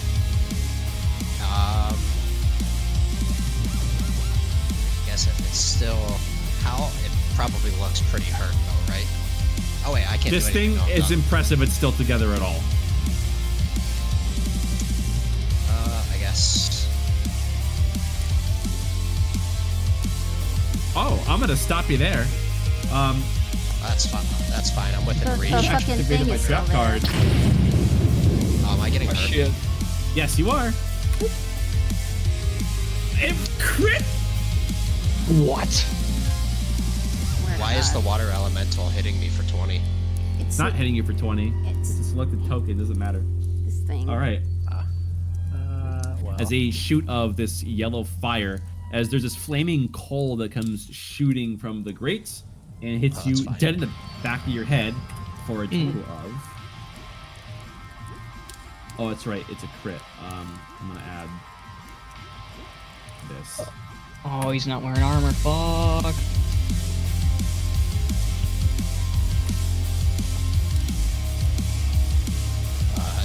Dagny, you get 7 Hey. HP. Grand total of 24 fire damage. Kraken. Oh, it's fine. Okay. All right. Oh, that was almost not correct at all. I almost changed my HP to 34. I mean, you can. I'm not gonna complain. Oh, you'll complain when my next character comes in. I don't like where this is going. I can keep adding AC to these enemies, boy. All right. Is that it for you, Kraken? Yeah. Heal Jackie. worded and use the action. Yeah. You are caught within the jaws of a large bear trap crushing your abdomen. Alright. You feel like if you don't get out, this thing's going to continue to hurt you. Well, I'm fucking using my bonus action. This is step. Very well. I'm gonna go up to the stair here. Oh, you're going to the stair? Yeah. Okay. There's Oh, just God. a guy there. There's just a guy there. That was a who just bad punches move. straight Make a back. dex save. Oh.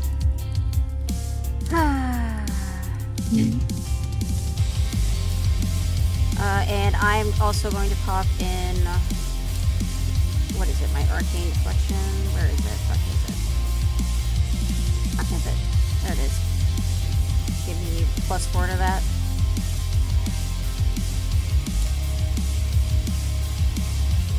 One second.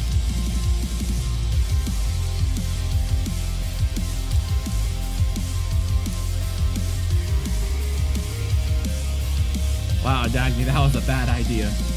All right.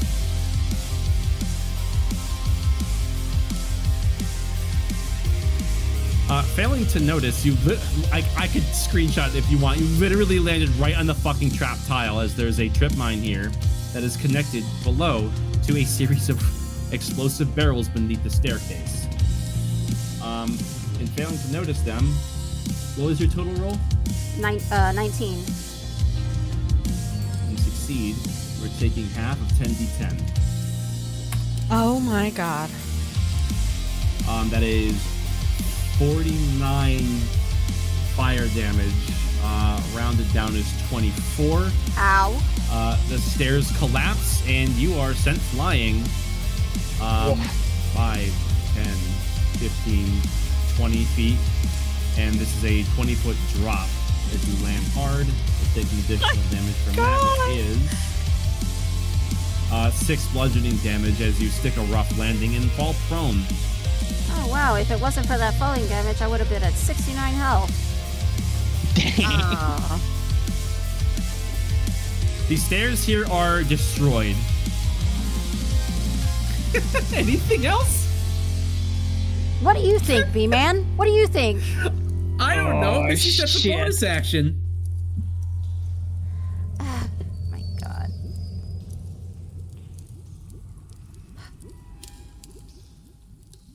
I think she's just gonna lay there on the ground looking defeated.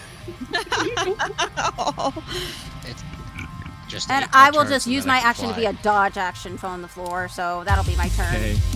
Right on. There's a purge explosion as a shockwave falls over everyone. Everyone sees Dagny gets absolutely flown before Felix looks over his shoulder. Sister! Oh. I'm fine. Keep fighting the thing.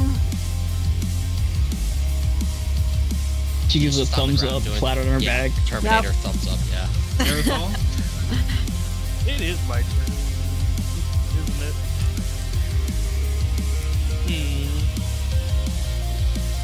This thing's really fucking weak, spoiler alert. Fuck it, weave all. Or a burn. Oh! Oh. Aerithal, being tired of this thing's antics, you grip the conviction in your hand and aura burn as you watch the inscription within this blade glow as your chest begins to glow brightly the same way that cobwebs just did, and you thrust this divine blade into the chest of this now steam elemental. How do you want to do this? Well, after that first stab, just I assume it starts like somewhat steaming up and evaporating, like when Cobweb did his aura burn. So then pulling it out and flashing at each of the tendrils that are acting as like limbs to do the slams, and then quote unquote decapitating where the head would be.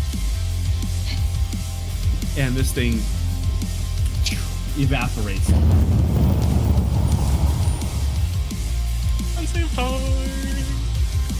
Ending immediate combat. I'm still gonna roll that to see. Yeah. Oh my god. Ooh, you two feel the fatigue Bro. of Helios accost your body. And Homecoming arc, Aerithal is moving different, dude. What's going on here? yeah, man. And after a moment of the explosion dying down and these elementals breathing their last miserable breath, you hear a voice yell out from beyond the grate.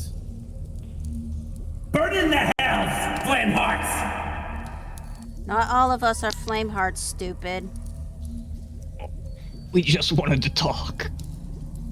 He says after he stops seizing out on the ground. I'm gonna watching the floor, watching where I step very carefully. I want to walk over to Dagny to help her up. Okay.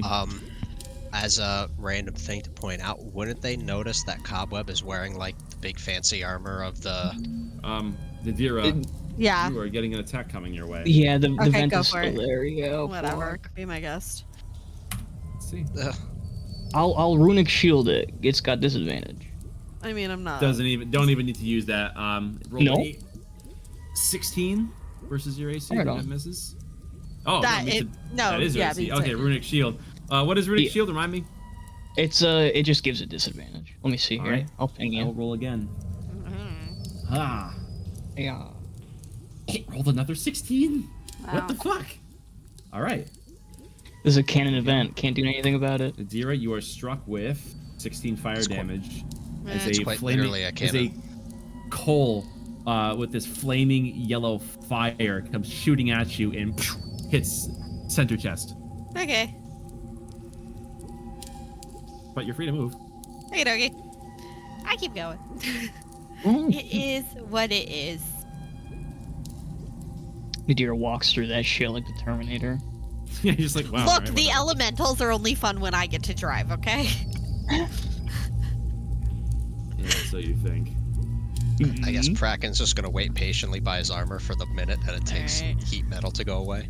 It just briefly after she screams out, it does dispel. Okay, then he's gonna hop pop back into his drive. armor. Yeah, I'm you gonna hop. upcast this. Amazon, I assume that hurt real bad. I'm at 63 health, so Okay, could be worse. yeah. Alright, Oh, there you go. thank you. I'll stand up. I guess with the immediate combat ending, and because Kraken's got the scene visibility on, he wants to poke his head up by the grate again to see who's hanging around and was shooting us. Are you sure you want to do that? Yeah, let's not do that again. Let's just go up the stairs, or what's left You mean of the them. stairs that you blew up? There's got to be a way up.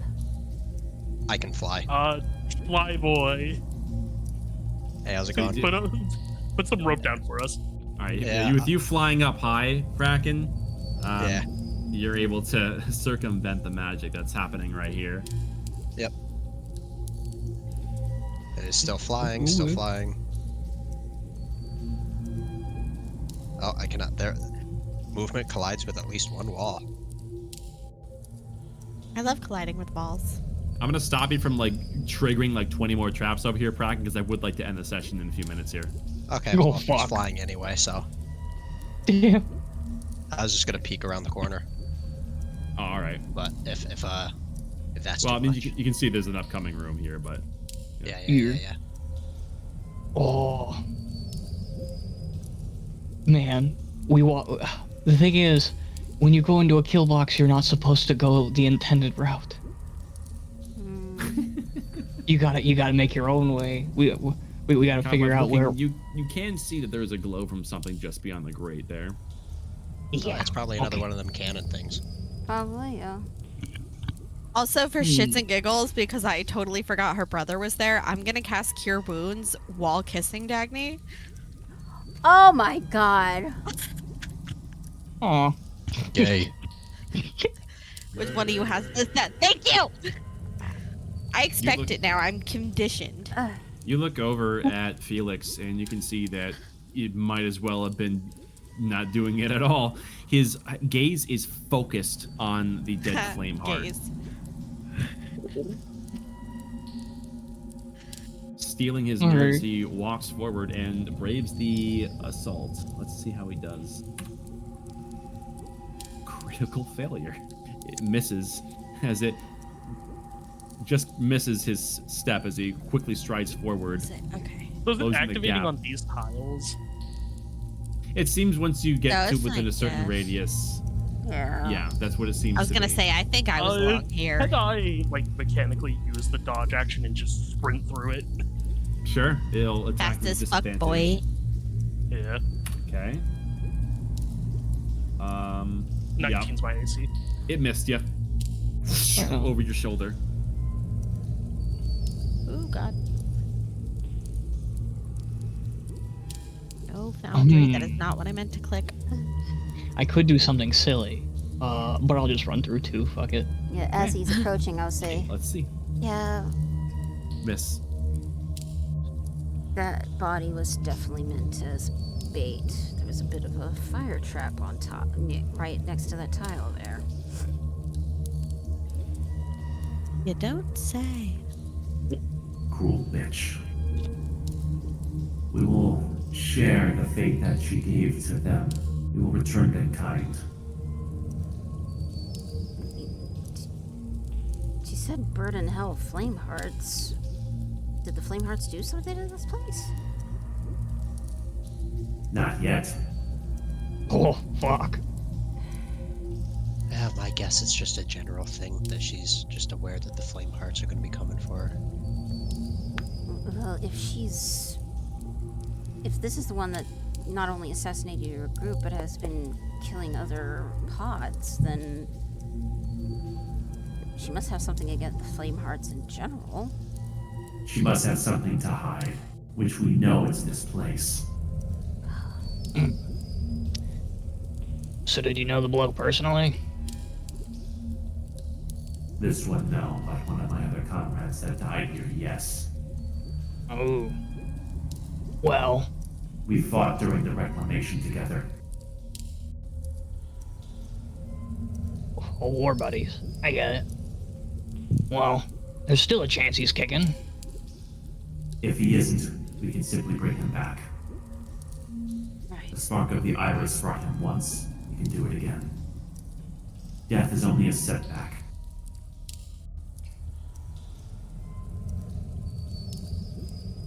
Right.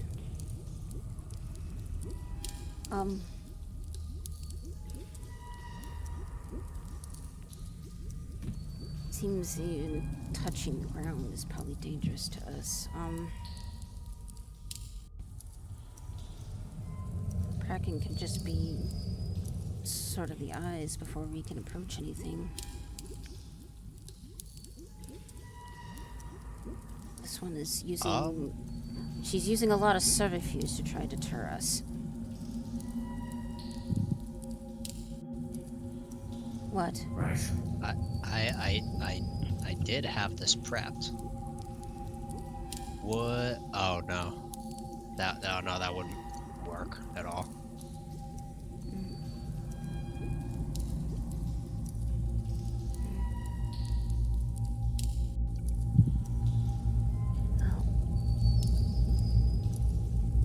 I mean, we're gonna have to keep looking for traps at every turn.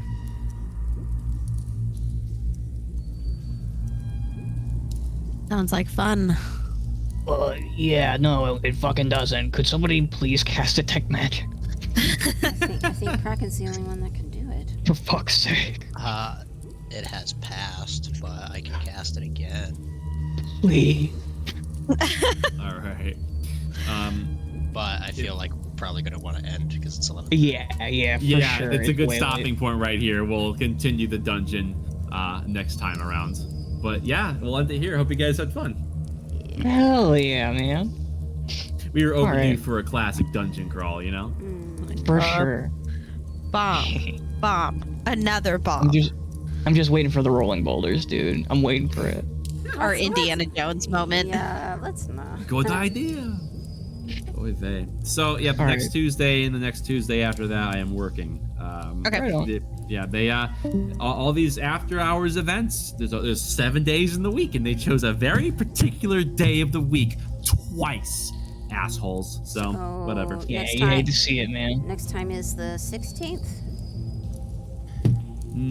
Let me see. I'm working the 2nd and the 9th. I don't think I'm working the 16th. Let me double check. That's AV recording. I think the 16th. I think so, tentatively. I'll have to double check unless they reschedule them again. We'll find out. Well, you'll give us the update if anything. So yeah. Yeah. Good luck Alrighty. managing your whole Another district banger in. tomorrow. Wee. There's gonna be like nothing happening. Mm. They're not worried. Knock on I'm probably gonna bring